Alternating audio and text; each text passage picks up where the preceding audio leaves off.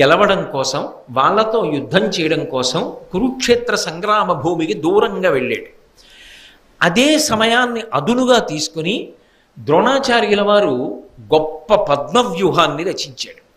అసలు ఆ పద్మవ్యూహంలోకి ప్రవేశించడమే పాండవులకు చేత కాదు. అది తెలిసిన వాళ్ళు ఒక్క కృష్ణుడు, అర్జునుడు, వినా ఇతరులకు తెలియదు. అసలు ఒక సేనాధిపతి యొక్క గొప్పతనం ఎక్కడుంటుంది అంటే వ్యూహరచన చేయడంలో ఉంటుంది. సైన్యాన్ని అలా నిలబెట్టాలి. అలా నిలబడితే అసలు అందులోకి ప్రవేశించడం దుస్సాధ్యం అనుకోండి, తన సైన్యాన్ని తాను రక్షించుకుంటాడు, ఎదిరి సైన్యాన్ని నష్టపరుస్తాడు. ద్రోణాచార్యుల వారు అరివీర భయంకరుడు కాబట్టి అర్జునుడు లేడు ఇవాళ, ఆయన తెలుసుకున్నాడు, దూరంగా ఉన్నాడు. కాబట్టి వెంటనే పద్మవ్యూహాన్ని రచించాడు. పద్మవ్యూహంలోకి ధర్మరాజు కానీ, భీముడు కానీ, నకులుడు కానీ, సహదేవుడు కానీ ప్రవేశించలేరు, ఆయనకి తెలుసు. కాబట్టి పాండవుల వైపు విశేషమైనటువంటి నష్టం జరుగుతుంది, అనేక మంది పడిపోతారు.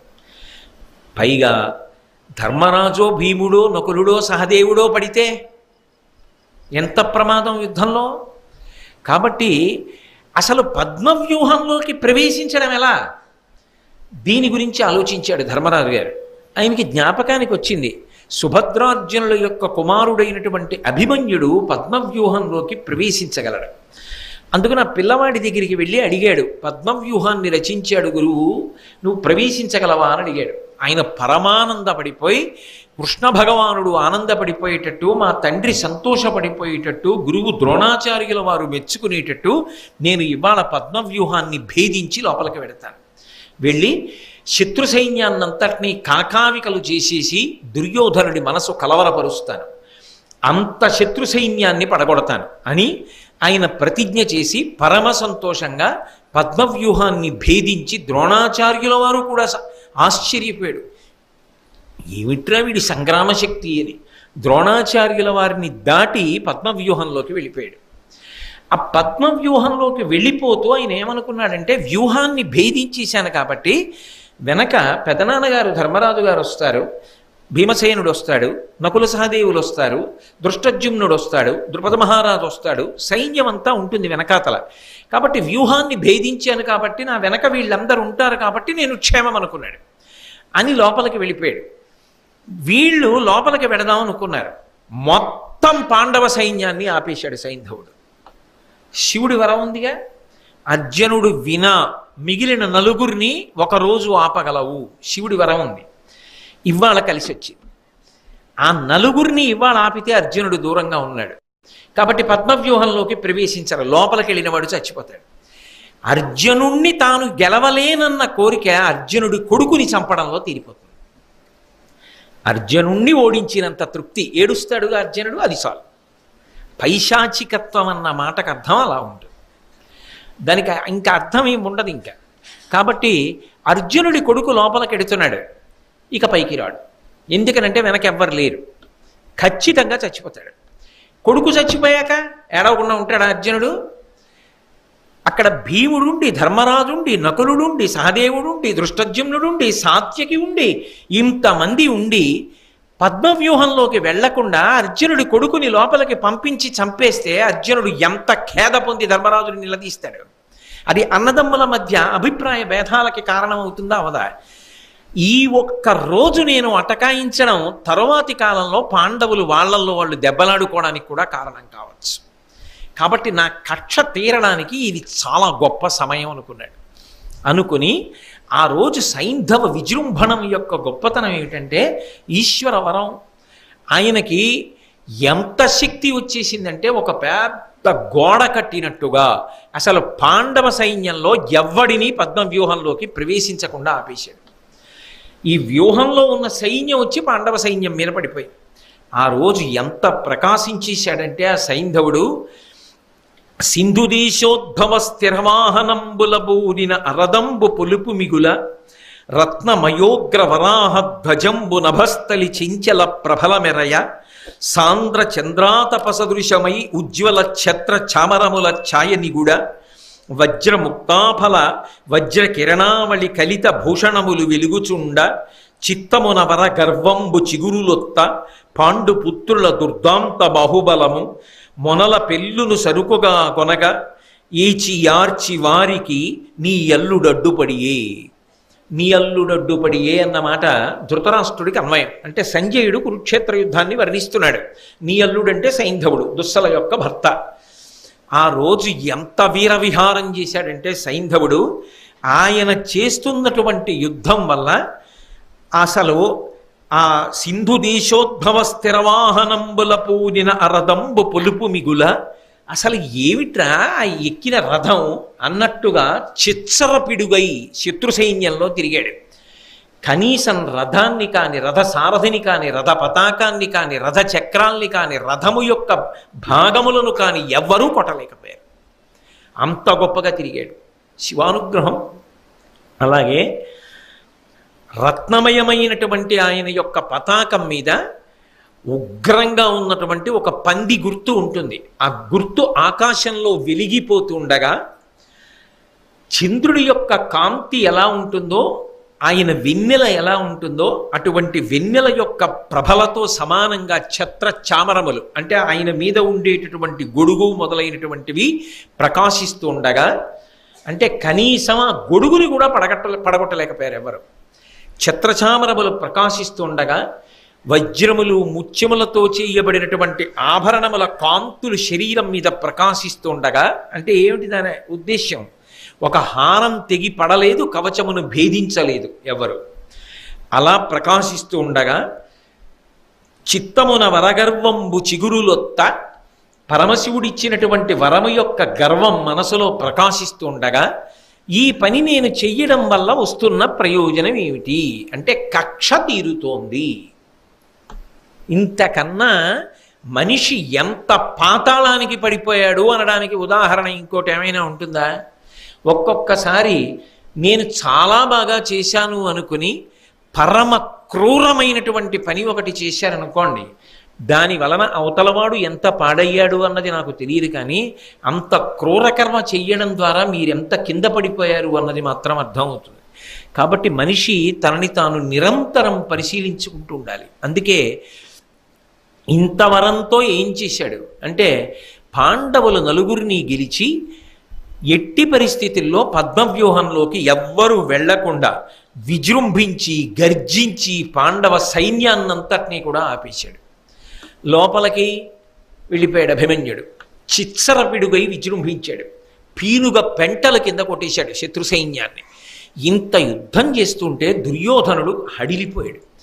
వాళ్ళేదో పద్మవ్యూహ రచన చేశాడు ఆచార్యుడు, అవతల పాండవులు ఎవరూ లోపల ప్రవేశించలేదు, అర్జునుడు దూరంగా ఉన్నాడు, కాబట్టి మనం శత్రు సైన్యాన్ని మట్టు పెడతామంటే ఒక్క అభిమన్యు కుమారుడు మన సైన్యాన్నంతటినీ మట్టు పెడుతున్నాడు. ఎక్కడొచ్చింది ఈ దోషం? నువ్వు గురువు కదా, నీకు తెలియని అస్త్ర విద్య లేదు కదా, ఎందుకు నిగ్రహించలేకపోతున్నావు అభిమన్యుణ్ణి? ఇంత గొప్పగా యుద్ధం ఎలా చేయగలుగుతున్నాడు ఒక పిల్లవాడు అని అడిగాడు. అడిగితే ఆయన అన్నాడు, కవచధారణ అని ఒక ప్రత్యేకమైన విద్య ఉంది ధనుర్వేదంలో. ఆ కవచధారణ విద్య తెలిసిన్నవాణ్ణి నేనే అర్జునుడికి ఉపదేశం చేశాను. ఆ విద్య బహుశः అర్జునుడు అభిమన్యుడికి ఉపదేశం చేసి ఉంటాడు. ఆయన ఆ మంత్రములను సంపుటీకరణం చేసి యుద్ధానికి వచ్చాడు. ఆ కవచధారణ అన్న విద్యని ధరించి ఉండగా ఆ వ్యక్తిని ఓడించడం ఎవరికీ సాధ్యం కాదు. అందుకే ఇవాళ అభిమన్య కుమారుడు కవచధారణ చేసి వచ్చి ఉన్నాడు కాబట్టి ఆయనని ఓడించడం నాకు కాదు, ఈ వైపు సైన్యంలో ఎవ్వరికీ సాధ్యం కావట్లేదు. దీనికి విరుగుడు ఒక్కటే ఒక్కటి ఉన్నది. ఏది చేసైనా సరే మనం ఆయన చేతిలో ఉన్నటువంటి విల్లు విరిగిపోవాలి. ఆ విల్లు పని చేయకూడదు. విల్లు విరిగితే కవచధారణ విద్య కాపాడలేదు. కాబట్టి విల్లు విరిగిపోవాలి. అలా చెయ్యగలరా? విల్లు విరగనంత కాలం ఇంద్రుడు కూడా ఏమీ చేయలేడు. విలువిద్య నియమం ఏమిటి? ఎదురుగుండా నిలబడి యుద్ధం చెయ్యాలి కదా. ఈ మాట ద్రోణుడు దుర్యోధనుడికి చెప్తుంటే విన్నారు. విని ఇక వేరొక మార్గం లేదు, అభిమన్యుడు ఇవాళ మట్టు పెట్టేసేటట్టు ఉన్నాడు సైన్యాన్ని అని, ఏది ఏమైపోని, ధర్మం ఏమైపోని, ఈ పిల్లవాడిని మట్టు పెట్టేయవలసింది అనుకుని కర్ణుడు అభిమన్యుడితో యుద్ధం చేయలేక ఓడిపోయినవాడు మెల్లగా దూరంగా పారిపోతున్నట్టుగా నటించి వెనక్కి చేరాడు. వెనక్కి చేరి వెనక నుంచి అభిమన్యుడు చూడకుండా బాణప్రయోగం చేసి వింటి నారి తెగిపోయేటట్టు చేశాడు. ఆ వింటి నారి తెగిపోయింది. తెగిపోగానే చేతిలో ఉన్న ధనస్సు పనిచేయలేదు. ధనస్సు పని చేయకపోవడం చూసి వెంటనే ఎదురుగుండా ఉన్న ద్రోణుడు బాణములు వేసి గుర్రాలు పడగొట్టేశాడు. ఇది ఎంతసేపట్లో? కనురెప్ప వేసి తెరిచేటంతట్లో కుట్ర చేసి వెనక నుంచి కర్ణుడు బాణ ప్రయోగం చేశాడు. ముందు నుంచి ద్రోణుడు గుర్రములను పడగొట్టాడు. వెంటనే కృపాచార్యుడు బాణప్రయోగం చేసి సారథిని చంపేశాడు. కృపాచార్యుడు సారథిని చంపాడు. అశ్వత్థామ, కృతవర్మ, శకుని, బాహ్లికుడు నలుగురు 4 వైపుల నుంచి ఒకేసారి బాణములు వేసేశారు. అవతల వైపు నుంచి ద్రోణాచార్యుడు, కర్ణుడు ఇంతమంది దగ్గరికి వచ్చి ఒక పిల్లవాడని కూడా చూడకుండా, అరేరే ఒకళ్ళం యుద్ధం చెయ్యాలని చూడకుండా రథం విరిగి కింద పడిపోయిన పిల్లాన్ని ఇంతమంది చుట్టుముట్టి కొట్టేశారు. ఆయన కత్తి పట్టుకుని పైకి ఎగిరాడు. ఎగిరి ఎందరినో దునుమాడుతున్నాడు. ఇది చూసి మళ్ళీ బాణప్రయోగం చేసి కింద పడగొట్టారు. కింద పడగొడితే పడిపోయిన రథ చక్రాన్ని తీసి ఆ చక్రంతో కొన్ని వేల మందిని చంపాడు.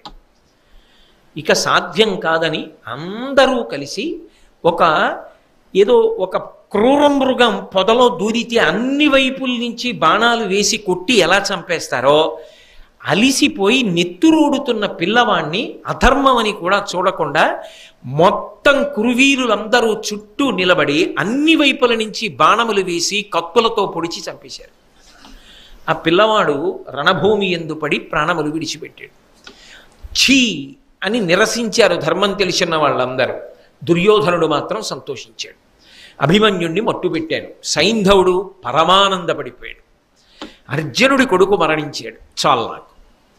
పాండవుల నలుగురిని ఇవాళ నేను ఆపడం వల్ల నా జీవితంలో ఒక మహాప్రయోజనాన్ని మూటకట్టుకున్నాను. అంత అల్పమైన క్రూరమైన సంతోషాన్ని పొందుతారు కొంతమంది. తుట్టతుదకు ఏం మూట కట్టుకుంటారంటే దాని వలన వచ్చే ప్రయోజనం ఏమిటంటే యుగాలు మారిపోయినా శాశ్వతమైన అపకీర్తి నిలబడిపోతుంది. జీవితాలు అలా పరిసమాప్తం అవుతాయి. అది కోరుకోని వాడు అలా ప్రవర్తించకూడదు. కాబట్టి అందుకే మనకి ఇప్పటికీ కూడా సైంధవుడిలా అడ్డుపడ్డాడు రా అన్న సామెత తెలుగులో మిగిలిపోయింది. యుద్ధం అయిపోయింది, చీకటి పడిపోయింది, ఎవరి శిబిరానికి వాళ్ళు వెళ్ళిపోయారు. ధర్మరాజు గారి శిబిరంలో చీకటి ఛాయలు, అశుభ సూచనలు, అందరూ ఏడుస్తున్నారు, బాధపడుతున్నారు. అర్జునుడు తిరిగి వచ్చాడు. తిరిగి వచ్చి లోపలికెడుతున్నప్పుడు దుశ్శకునములు కనబడ్డాయి. తిన్నగా అన్నగారైనటువంటి ధర్మరాజు గారి యొక్క శిబిరంలోకి ప్రవేశించి గొగ్గోలు పెట్టి ఏడుస్తున్న ధర్మరాజుని చూశాడు. భయపడ్డాడు. దుశ్శకునములు చూసి ధర్మరాజ భీమ నకుల సహదేవుల్లో ఎవరికీ ఇబ్బంది కలగలేదు కదా అని. అభిమన్యుడు నేను శిబిరంలోకి వస్తున్నప్పుడు ఎదురొచ్చి నాన్నగారు అని కౌగిలించుకునేవాడే, ఇవాళ నా కొడుకు ఎందుకు ఎదురు రాలేదు అని అపశకునం గోచరించింది. వెళ్ళి ధర్మరాజుని అడిగాడు, నా కుమారుడు ఏడి అని అడిగాడు. నీ కుమారుడు మరణించాడు అని ధర్మరాజు చెప్పాడు. ఎందుకు మరణించాడు అని అడిగాడు. ఇగో ఇలా అధర్మ యుద్ధం చేశారు, పద్మవ్యూహాన్ని భేదించడం మాకెవరికి రాదు, తెలిసిన్న నువ్వు కృష్ణుడు దూరంగా ఉన్నారు, అభిమన్యుడికి తెలిసేమోనని అడిగాను. అభిమన్యుడు నాకు తెలిసిన వీరోచితమైన ప్రతిజ్ఞ చేసి ప్రవేశించాడు. నిజానికి పద్మవ్యూహంలో ప్రవేశించినటువంటి అభిమన్యుడు మరణించవలసిన అవసరం లేదు.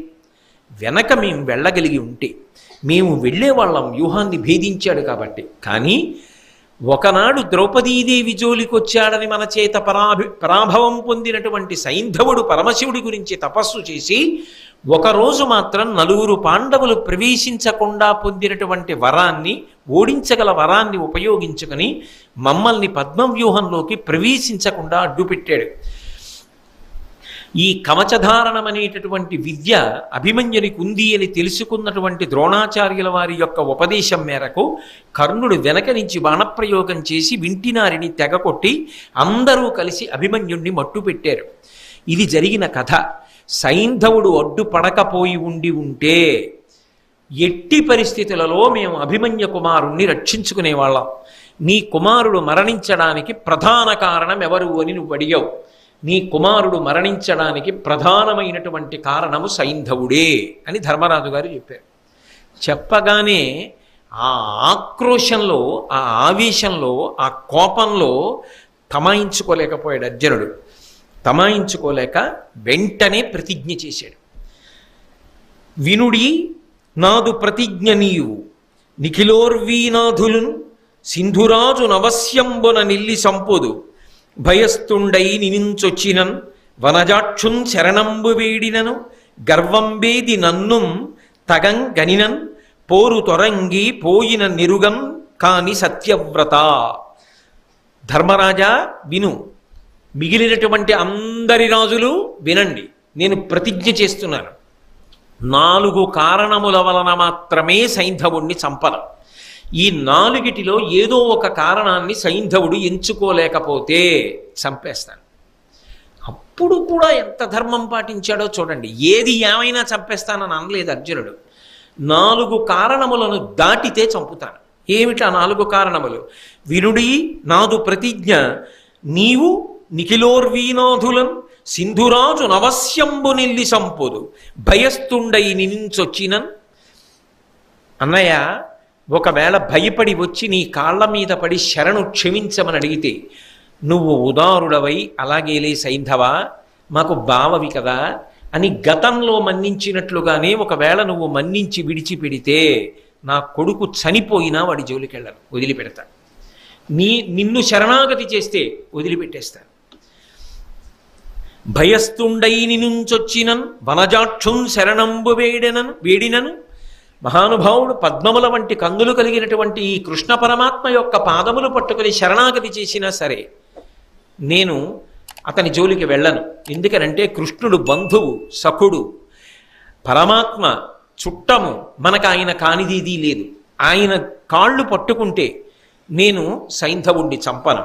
అలాగే గర్వంబేది నన్ను తగం కనినం, ఒకవేళ నా దగ్గరికే వచ్చి అయ్యా నా తప్పైపోయిందని చెప్పేసి గర్వాన్ని అతిశయాన్ని విడిచిపెట్టి ప్రార్థన చేసినా కూడా చంపను, వదిలిపెట్టేస్తాను. ఏమి ఉదార హృదయులండి వాళ్ళు, ఏమి ధర్మం వాళ్ళది, ఏమి క్షమించగలిగినటువంటి విశాల హృదయాలు వాళ్ళవి. వాళ్ళ హృదయాలు అమృతం చేత తడిసిపోయిన హృదయాలు. యువతల వాళ్ళవి పాషాణ హృదయాలు, హాలాహలం చేత హాలాహలం చేత తడిసిపోయిన హృదయాలు. కాబట్టి నా కాళ్ళు పట్టుకున్నా సరే నేను వదిలిపెడతాను. మన కాళ్ళు పట్టుకోవడం కష్టంగా ఉంటే, నీ కాళ్ళు పట్టుకోవడం, కృష్ణుడి కాళ్ళు పట్టుకోవడం, నా కాళ్ళు పట్టుకోవడం కష్టం అనిపిస్తే బోరు తొరంగిపోయినను, పోరులోంచి అంటే యుద్ధంలోంచి విడిచిపెట్టేసి ఇక నేను యుద్ధం చెయ్యను అని వెన్ను చూపించి యుద్ధరంగానికి రాకుండా వెళ్ళిపోయినా సరే నేను వాడి జోలికి వెళ్ళను, వదిలిపెట్టేస్తాను. ఈ 4టిలో ఏది చేసినా సరే నేను సైంధవుడి జోలికి వెళ్ళను. ఈ 4టిలో ఏది చేయకపోతే మాత్రం వదిలిపెట్టను. ఈ 4 చెయ్యకుండా ఇంకా ప్రతీకార ధోరణితో నన్నేదో చేయగలదని అనుకుంటే రేపు యుద్ధానికి ఎడతాను. రేపు ఎక్కడికో వెళ్ళనగా కురుక్షేత్ర సంగ్రామ భూమిలోకి వెడతా. గురువుగారు ద్రోణుడే కాదు, ఎన్ని వేల మంది అయినా సరే అడ్డురాని కురుయోధులు, నాకేమీ ఇబ్బంది లేదు. బాలధ్వంసకు ఆ దుశ్శీలుం కాచుటకు నన్ను చెనకిన అస్త్రజ్వాలల కౌరవ యోధుల దూలించుచు వాని గవియుదున్ జటులగతిన్. ఒకవేళ ఆ బాలధ్వంసకుడైనటువంటి ఆ దుశ్శీలుణ్ణి రక్షించడం కోసం కౌరవ యోధులు ఎన్ని వేల మంది అయినా సరే అడ్డుపడని నేను మాత్రం ఉపేక్షించను. వాళ్ళ అండ చూసుకుని బ్రతికిపోతానని అనుకున్నాడా, విడిచిపెట్టే సమస్యే లేదు. నా అస్త్రముల యొక్క జ్వాలలలో వాళ్ళందరినీ కూడా భస్మంగా చేసి చిట్ట చివర సైంధవుణ్ణి చంపేస్తాను. దానికి చాలా రోజులు తీసుకుంటాననుకుంటున్నారేమో, అలా యుద్ధం చేసి చేసి చేసి చేసి సైంధవుణ్ణి చంపుతాననుకుంటున్నారేమో. అలా ఉండదు, రేపు సూర్యాస్తమయం లోపల చంపేస్తాను. అంతేకాదు, నేను నా మాట నిలబెట్టుకోలేకపోతే, అలా నేను కానీ యుద్ధంలో సైంధవుణ్ణి చంపకపోతే ఇట్లు చేయనైతి నేని గురుద్రోహగతికి ఒట్లు పెట్టడం మొదలుపెట్టాడు. నేను అలా చేయకపోతే రేపటి సూర్యాస్తమయంలోగా నేను కానీ సైంధవుణ్ణి మట్టు పెట్టలేకపోతే నాకు ఎన్ని పాపములు సంక్రమిస్తాయో తెలుసా? ఇక్కడితో పోకూడదు, నాకు ఊర్ధగతులు కూడా చెందకుండుగాక, నేను మహాపాతకములను చేసిన వాడనగుదునుగాక. ఎటువంటి పాతకములు అంటే గురుద్రోహి గతికి, గురువులకు ద్రోహం చేసినటువంటి వాడు ఎంత భయంకరమైన పాపాన్ని పొందుతాడో అటువంటి మహాపాతకాన్ని నేను పొందెదనుగాక. రేపటి లోపల సైంధవుణ్ణి చంపకపోతే ఇన్ని పాతకములు అర్జునుడికి చుట్టుకుంటాయి. ఇక్కడతో పోదది. తర్వాత కట్టి కుడిపేస్తుంది, సమస్త తేజస్సుని హరించేస్తుంది. ఆయన జీవితంలో చేయలేదు ఎటువంటి అధర్మం. అయినా సైంధవుణ్ణి చంపకపోతే నాకు ఈ పాతకములు చుట్టుకునుగాక ప్రతిజ్ఞ చేసేస్తున్నాడంతే. అది అతిశయమా, ధైర్యమా, కోపమా, విచ్చలవిడితనమా, ఔచిత్యాన్ని మరిచిపోయాడా తెలియదు. కానీ ప్రతిజ్ఞ చేస్తున్నాడు. గురుద్రోహి గతికి, బ్రహ్మఘాతి గతికి, బ్రహ్మహత్య చేసినటువంటి వాడు ప్రయత్నపూర్వకంగా ఎవడుంటాడో అటువంటి వాడికి పట్టినటువంటి మహాపాతకము నాకు చెందుగాక. మద్యపానరతుని గతికి, ఇవన్నీ పంచమహాపాతకాల్లో పాతకాలు ఇవన్నీ. బ్రహ్మ హే మహారీచ సురాపో గురుతల్పక అని చెప్పి 4 పంచమహాపాతకాలు. బ్రహ్మహత్య చేసినవాడు, హే మహారీచ బంగారం దొంగిలించినవాడు, సురాపో కళ్ళు తాగడం, గురుతల్పక గురువుగారు లేని సమయం చూసి గురుపత్ని పడుకుని ఉండగా మంచం మీద పడుకోవడం, అంతకన్నా నోటితో కూడా నేను ఉచ్చరించను, గురుద్రోహం చేయడం. ఇటువంటివి చేసిన వాడు ఎవరుంటాడో అవి చేసిన వాడని తెలిసి కూడా అటువంటి వాడిని నా మిత్రుని చెప్పడం 5వ పాతకం. కాబట్టి తత్సంసర్గీచ పంచమః, అటువంటి వాడు నా స్నేహితుడు అని చెప్పుకున్నా కూడా అలా చెప్పుకున్నవాడు 5వ పాతకాన్ని చేసినవాడు అవుతాడు. ఇవి 5 పంచమహాపాతకములు అని శాస్త్రం చెప్తోంది, కోటేశ్వరరావు చెప్పట్లేదు. కోటేశ్వరరావు చెప్పారు అనకండి, నేను శాస్త్రం చెప్పడానికి వచ్చాను, అదే చెప్పగలను అంతే. ఇంకోటి నేను ఎందుకు చెప్తాను, ఎలా చెప్తాను, ఎక్కడ ఏ ధర్మం పాటించాలో ఆ ధర్మం పాటించాలంతే. కాబట్టి ఇప్పుడు 4 మహాపాతకముల్లో 3 మహాపాతకములు తనకి చుట్టుకుంటాయని చెప్తున్నాడు. బంగారం దొంగిలించడం ఒకటే వదిలిపెట్టాడు. ఆయనకి ఏం అవసరం ఉంటుంది, నేను హే మహారీచ అది వదిలిపెట్టి. కాబట్టి గురుద్రోహికి ఉండేటటువంటి పాతక ఫలం, బ్రహ్మహత్య చేసినటువంటి వాడికి ఉండేటటువంటి మహాపాతక ఫలం, మద్యపానం చేసిన వాడికి ఉండేటటువంటి మహాపాతక ఫలం, అలాగే హే మహారీచ బంగారానికి బదులుగా ఇంకొక మహాపాపాన్ని తీసుకొచ్చాడు అర్జునుడు మహాభారతంలో. అంటే వ్యాసుల వారు ఇది కూడా మహాపాతకమే, ఇది ఈ జన్మలో చేసినది కదా ఇక్కడతో వదిలిపెడుతుందని నువ్వు అనుకుంటున్నావేమో, కొన్ని కోట్ల జన్మలు వెంటపడి కాల్చేస్తుంది నిన్ను. అంతటి మహాపాతకంగా ఇంకొక దాన్ని తీసుకొస్తున్నారు. 3 రుణములు చెప్తే వ్యాసుడు భారతంలో 4వ రుణం చెప్పాడు. ఏది అంటే సమాజానికి మనిషి రుణబడి ఉన్నాడు అని. అలాగే ఒక కొత్త పాతకాన్ని వ్యాసుడు అర్జునుడి ద్వారా ప్రతిపాదన చేయిస్తున్నాడు. అర్జునుడి యొక్క ప్రతిజ్ఞలో వచ్చింది ఆ మాట. ఆయన అన్నాడు, మానార్హ జన పరివాదిగతికి, ఎంతోమంది చేత గౌరవం అందుకున్నవాడు, ఇప్పటికీ ఎంతోమంది గౌరవానికి పాత్రమయ్యేటట్టే జీవితం చేస్తున్నవాడు ఎవడుంటాడో అటువంటి వాని యందు లేని దోషాన్ని కల్పించి ఆరోపించి అప్రతిష్ట పాలు చెయ్యడానికి అపనిందలు పలికినవాడు ఎవరుంటాడో, ఎవడు హేయంగా మాట్లాడతాడో అటువంటి వాడు ఎటువంటి భ్రష్టగతులకు వెళ్ళిపోతాడో నేను కూడా గతులకు వెళ్ళేదనుగాక. అంటే ఇవి అర్జునుడు చేసిన ప్రతిజ్ఞలైతే ఇటువంటి వాటి జోలికి మనం వెళ్ళకూడదు అని ఎంత దూరంగా ఉండాలో, అటువంటి వాటి జోలికి వెళ్ళడం తేలికగా కనపడినా కోట్ల జన్మలు ఎలా కట్టి కుడిపేస్తాయో భారతం ప్రబోధం చేస్తోంది. కాబట్టి ఇటువంటి మహాపాతకములు నన్ను చుట్టుకొనుగాక. ఎందుకు అంటే రేపు సూర్యాస్తమయం లోపల నేను సైంధవుణ్ణి చంపలేకపోతే అని. అనిమిష దైత్య కిం పురుషలాదిగనెవ్వరు వచ్చి కాచినన్ దునుముదునెల్లి సైంధవుని తోయిజమిత్రుడు కృంగకొండ మున్నవ నరవరేణ్య ఇత్తెరుగు నా కొనరింపగరాకయున్న నేననలము సొచ్చువాడ నృపులందరూ చూడగ గండివంబుతో. పరమ భయంకరమైన ప్రతిజ్ఞ చేసేశాడు. రేపు సూర్యాస్తమయం వేల్టికి నేను కాని సైంధవుణ్ణి సంహరించకపోతే, సూర్యాస్తమయం అయిపోయింది, సైంధవుడు బ్రతికున్నాడు, నేను పైన చెప్పిన 4 చెయ్యలేదు, నాకు ఎదురు నిలబడి బతికాడు అంటే సూర్యాస్తమయం అయిపోగానే అగ్నిని రగల్చి గాంధీవాన్ని చేత్తో పట్టుకుని అగ్నిలో ప్రవేశించి శరీరాన్ని వదిలిపెట్టేస్తాను. గాంధీవాన్ని ఎందుకు, గాంధీవం పట్టుకుని అగ్నిలోకి ఎందుకు? అంటే ఖాండవమాన దహనం చేసినప్పుడు ఆ అగ్నిహోత్రుడు ఇచ్చాడు గాంధీవాన్ని. అది తాను తేజోంశ సంభవుడు కాబట్టి ఇచ్చాడు. ఆ గాంధీవం మళ్ళీ అగ్నిహోత్రుడికి ఇచ్చి వెళ్ళిపోతాను. కాబట్టి నేను ఇక ఉండను. ఇటువంటి ఘోరమైనటువంటి ప్రతిజ్ఞ చేసేశాడు.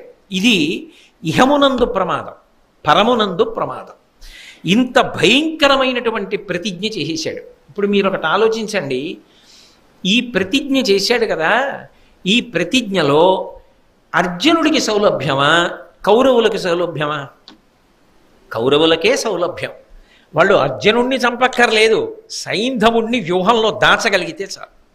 మేము దాచలేమనుకోవడానికి అటు పక్క సర్వసైన్యాధిపతి ద్రోణాచార్యుల వారు, ద్రోణుడే నిలబడితే వ్యూహాన్ని పన్ని ఎదురుగుండా నిలబడ్డాడనుకోండి, అర్జునుడు దాటగలడా?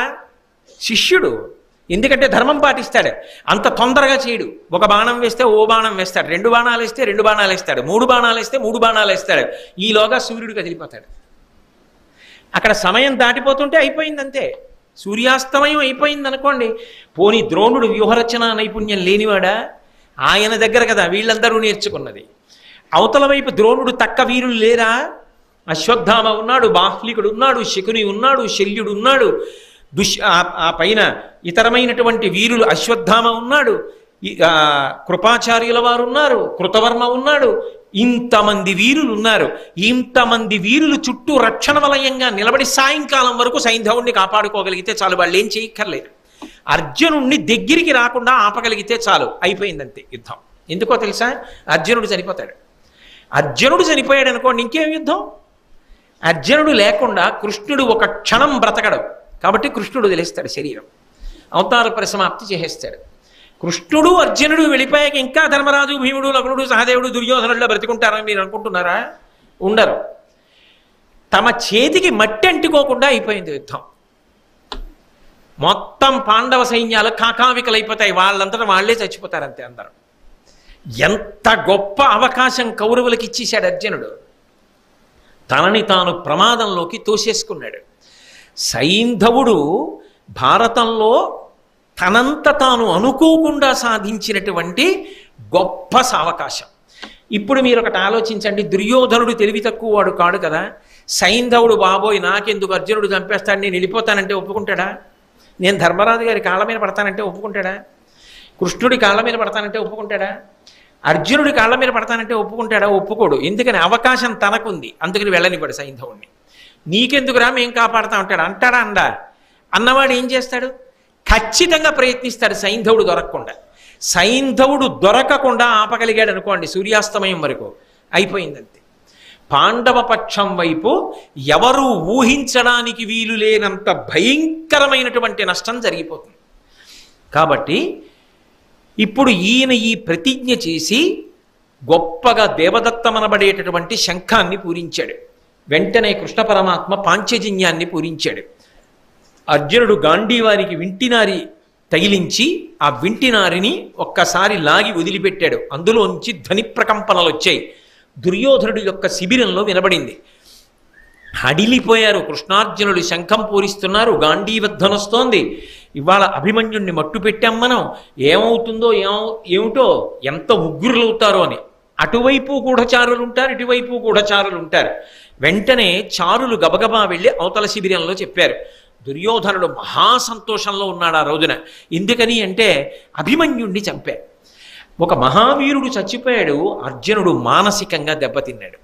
ధర్మరాజు ఏడుస్తున్నాడు, నకుల సహదేవులు ఏడుస్తున్నారు, సుభద్ర ఏడుస్తోంది, ద్రౌపదీదేవి ఏడుస్తోంది, ఉత్తర ఏడుస్తోంది. ఇంతమంది శోకానికి కారణం కాగలిగారు. అధర్మమో ఏమో, పిల్లవాణ్ణి మట్టుబెట్టి చంపేశామా లేదా? మంచి సంతోషంలో ఉన్నారు అందరూ. చుట్టూ రాజులందరూ కూర్చుని ఉన్నారు. చారుల వలన తెలిసింది అర్జునుడు ఇటువంటి ప్రతిజ్ఞ చేశాడు అని. వెంటనే సైంధవుడు కాళ్ళు వణికిపోయి ఒళ్ళంతా చెమటలు పట్టేసి హడిలిపోతూ దుర్యోధనుడి దగ్గరికి వెళ్ళాడు. వెళ్ళి అన్నాడు, ఏనొకరుండనే తనకు ఎగ్గొనరించితే ఏల నాపయింపూనినవాడు ఫల్గునుడు పోర వధింపగా ఎట్టిపాడి మీకీ నిరిసంత సంబు వగపేటికి నాకు వటయేని పోయదన్ వాని ప్రతిజ్ఞ కడ్డుపడువారే సురాసుర సిద్ధ సాధ్యులున్. ఏమిటి నా మీద ప్రతిజ్ఞ చేయడం ఏమిటి అర్జునుడు? నేనొక్కడనేనా యుద్ధం చేసింది, నేనొక్కడనేనా అభిమన్యుడి చావుకి కారణం అంటే కక్ష కట్టేటటువంటి వాళ్ళ స్వభావం ఎలా ఉంటుందో తెలుసా?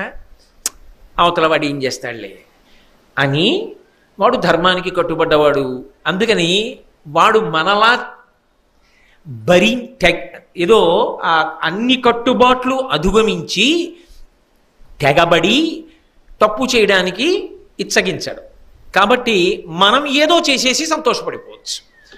కానీ ఆయన కూడా ధర్మబద్ధంగానే తిరగబడ్డాడు అనుకోండి, అంత నిస్సిగ్గుగా దాక్కోగలరు, అంత నిస్సిగ్గుగా దాక్కుని సిగ్గు లేకుండా బ్రతికేయగలరు. అది రాక్షసతత్వం. ఏది నిజమైన శక్తి? నిజంగా శక్తి ఉంటే కురుక్షేత్రంలో అభిమన్యుడితో యుద్ధం చేసి నెగ్గాలి.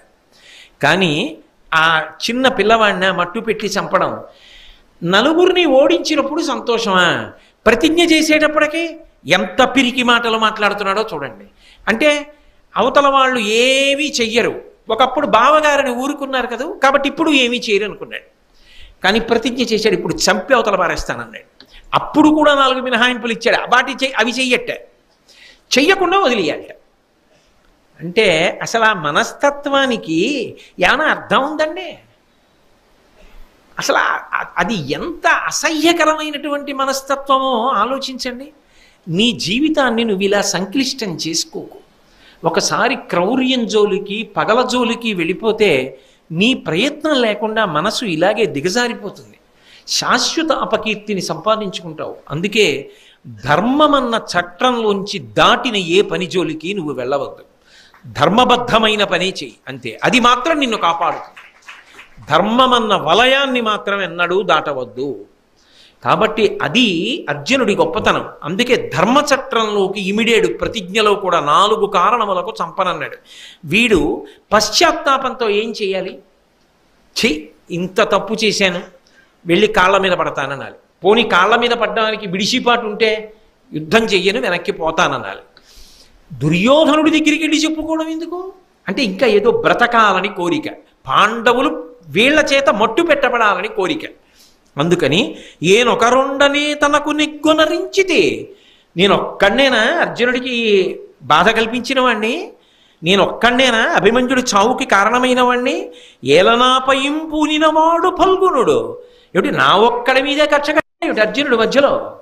కాబట్టి నేను ఇలా బాధపడుతుంటే మీరందరూ ఏమిటి అలా హాయిగా సంతోషంగా కూర్చుని మాట్లాడుకుంటున్నారు? నా బాధ గురించి మీకు ఎవరికి పట్టదా? నాతో 4 పాండవుల్ని ఆపించినప్పుడు ఇప్పుడు మళ్ళీ అటు వస్తాడు, అవతల వాళ్ళని రెచ్చగొట్టడానికి తప్పు ఒప్పుకుంటాడు. ఫల్గునుడు ప్రతిజ్ఞ తన ఒక్కడి మీద చేయకూడదట. ఏమైనా సారం ఉందండి ఆ మాటలో? కాబట్టి మీరేమిటి అలా సంతోషంగా కూర్చుంటారు? మీకు నేను ఎలా పోయినా మీకేం పట్టదా? అసలు పార్థుడిటువంటి ప్రతిజ్ఞ చేస్తే దానికి అడ్డుపడడం, వాని ప్రతిజ్ఞకు అడ్డపడవారే సురాసుర సిద్ధ సాధ్యులున్. అర్జునుడు ప్రతిజ్ఞ చేస్తే దానికి అడ్డుపడగలిగినటువంటి శక్తి దేవదానవులకు కానీ సిద్ధ సాధ్యులకు కానీ ఉన్నదా? లేదు కదా. కాబట్టి నేను ఖచ్చితంగా మరణించి తీరుతాను కదా. మీరందరూ నాతో చేయించుకున్నప్పుడు ఉపకారాలు చేయించుకున్నారు, కానీ ఇప్పుడు నాకు అక్కరకొచ్చేవాడెవడు, నన్ను కాపాడేవాడెవడు?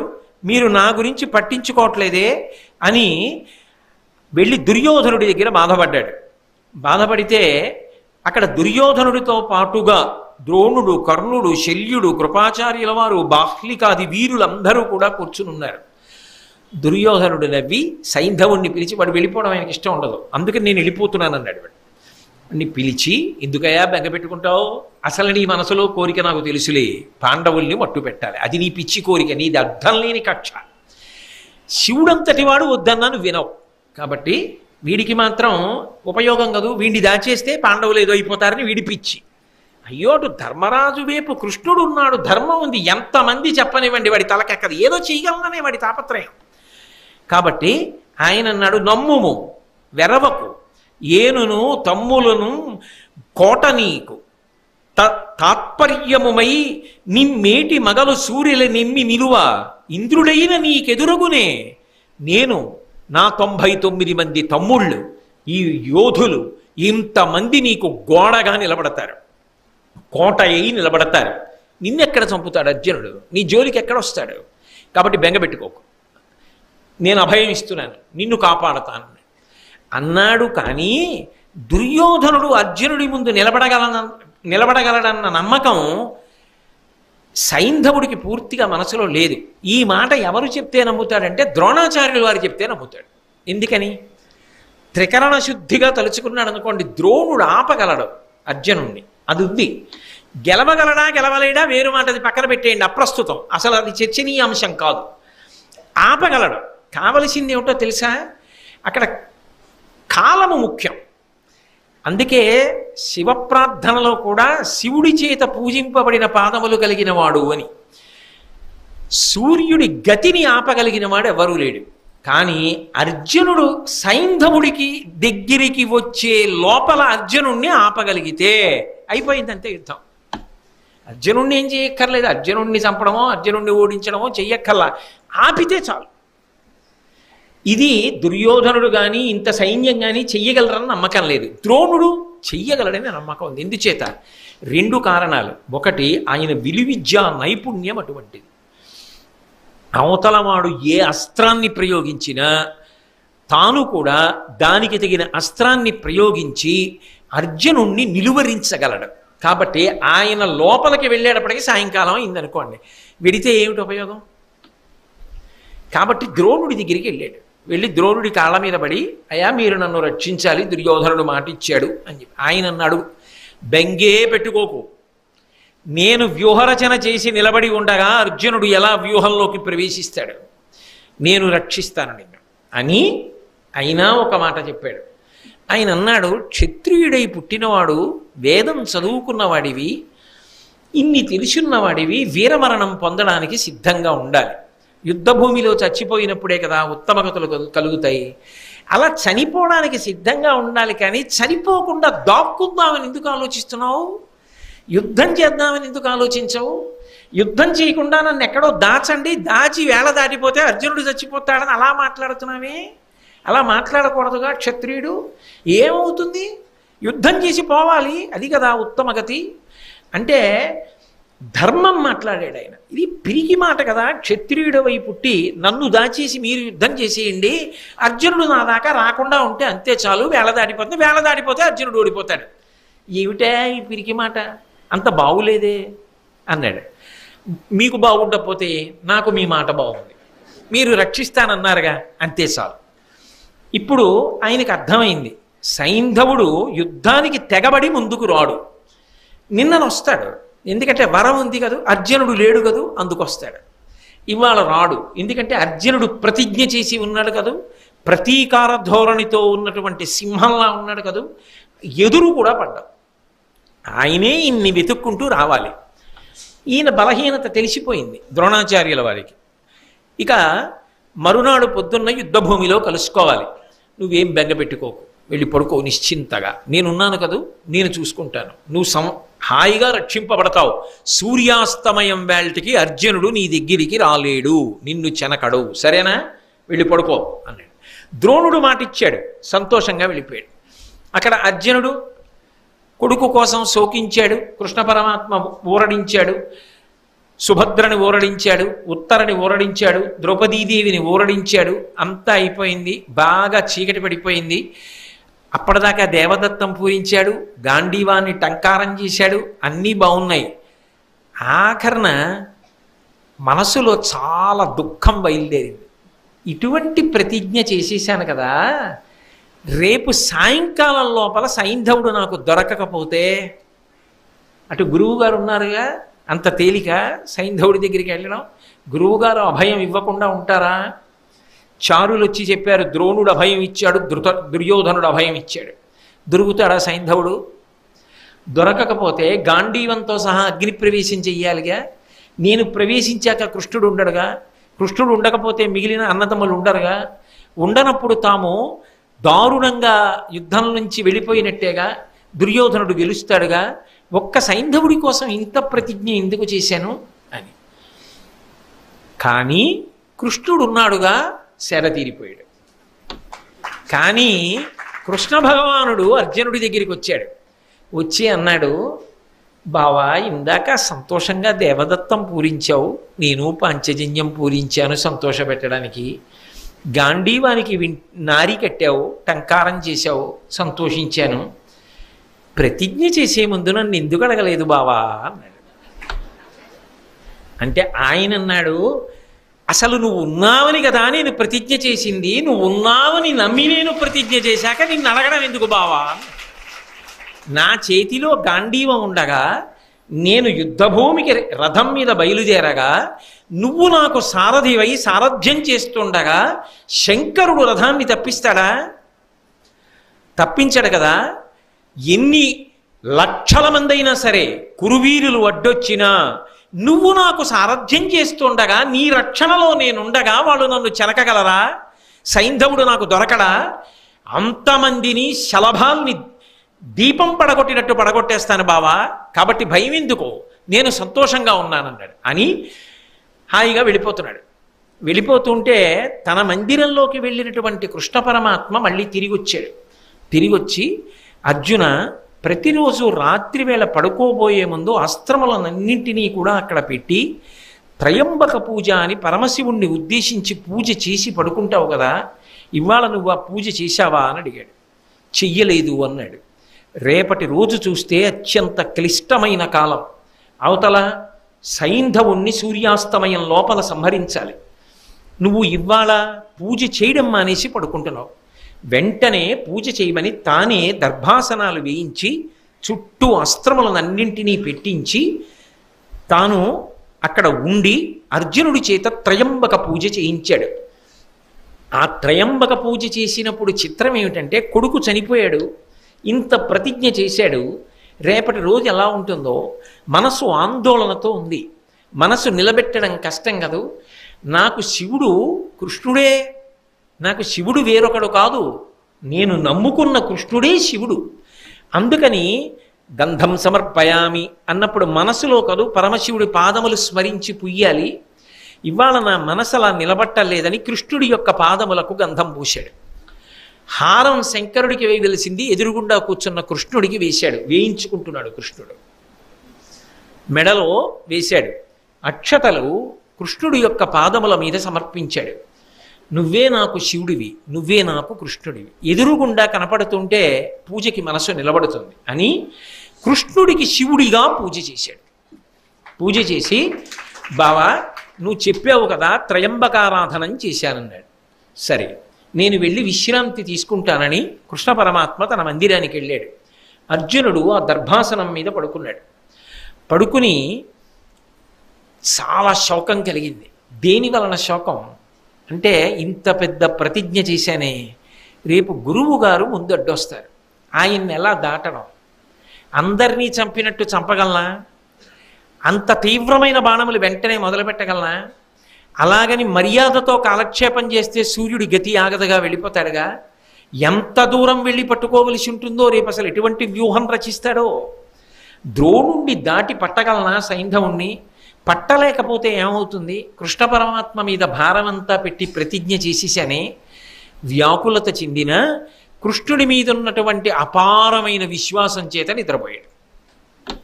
అక్కడ కృష్ణుడు నిద్రపోలేదు. ప్రతిజ్ఞ చేసినవాడు అర్జునుడు, నిద్రపోనివాడు కృష్ణుడు. దారుకుడు తన సారథిని పిలిచాడు. పిలిచి, దారుక చూశావా, ఆ అర్జునుడు నాకు చెప్పకుండా ఎంత ప్రతిజ్ఞ చేశాడో. నిజానికి ఈ శరీరం అంతా నేను ఒక్కడనే అనుకుంటున్నావా దారుక? నా శరీరంలో సగభాగం అర్జునుడయ్యా. ఆయన నిజంగా రేపు సైంధవుణ్ణి వధించలేక అగ్నిప్రవేశం చేస్తే సగభాగం కాలిపోయిన శరీరం బతుకుతుందా? కాబట్టి నేను కూడా మరణిస్తానయ్యా. కానీ ఆ సైంధవుణ్ణి పట్టుకోవడం అంత తేలిక. ఒకరోజు సూర్యాస్తమయం లోపల పట్టుకోవాలంటే అటు కురువీరులకు ద్రోణుడికి గొప్ప అవకాశం ఇచ్చేశాడే అర్జునుడు. రాత్రికి గురువు ఏ వ్యూహాన్ని రచిస్తాడో, ఎలా పట్టుకుంటానో నాకేమీ మనసు అట్టం లేదయా. మనసు పరిపరి విధముల పోతోంది. రేపు నేను అర్జునుణ్ణి ఎలా రక్షించుకోవాలి, దానికోసం ఇంత కలత చెందుతున్నాను. ఎవరు? ఆయనని నమ్ముకున్నవాడు నిద్రపోతున్నాడు. తనని నమ్ముకున్నవాడు నిద్రపోతుంటే వాణ్ణి ఎలా రక్షించాలని పరమాత్మ నిద్రమాని తిరుగుతున్నాడు. అది భగవంతుని యొక్క అనుగ్రహం. అందుకే నేనన్నా, భారతంలో ఈ ఘట్టం లాంటి ఘట్టం నాకు ఇంకొకటి కనపడలేదు అన్నాను. కలలోనంతన్మున్నెరుంగని మహాకష్టాత్ముడైనట్టి దుర్బలుడాపత్సమయంబునన్ నిజపదాబ్జాతంబు ఉల్లంబునన్ తలపన్ అంతని వచ్చి ఆర్తిహరుడై తన్నైన ఇచ్చున్ సునిశ్చల భక్తిభావములన్ భజించు వారికెటడే సంపద్విశేషోన్నతుల్ అంటుంది కుచేలుడి భార్య. కలలో కూడా భగవంతుడి పేరెత్తనటువంటి వాడు కూడా చాలా గొప్ప ఆపద సంభవించినప్పుడు అప్పటి వరకు భగవంతుడి పేరెత్తని వాడు భగవంతుణ్ణి స్మరించి ఒక్కసారి ప్రార్థన చేస్తే, శరణాగతి చేస్తే పరుగు పరుగున వచ్చి రక్షించేటటువంటి స్వభావము కలిగినటువంటి పరమాత్మ నిరంతరము ఆయన పాదములను పట్టి ప్రార్థన చేసేటటువంటి వాళ్ళని రక్షించడానికి పూనుకుని వచ్చి కాపాడడం, తనని తానైనా ఇచ్చేసుకుంటాడే.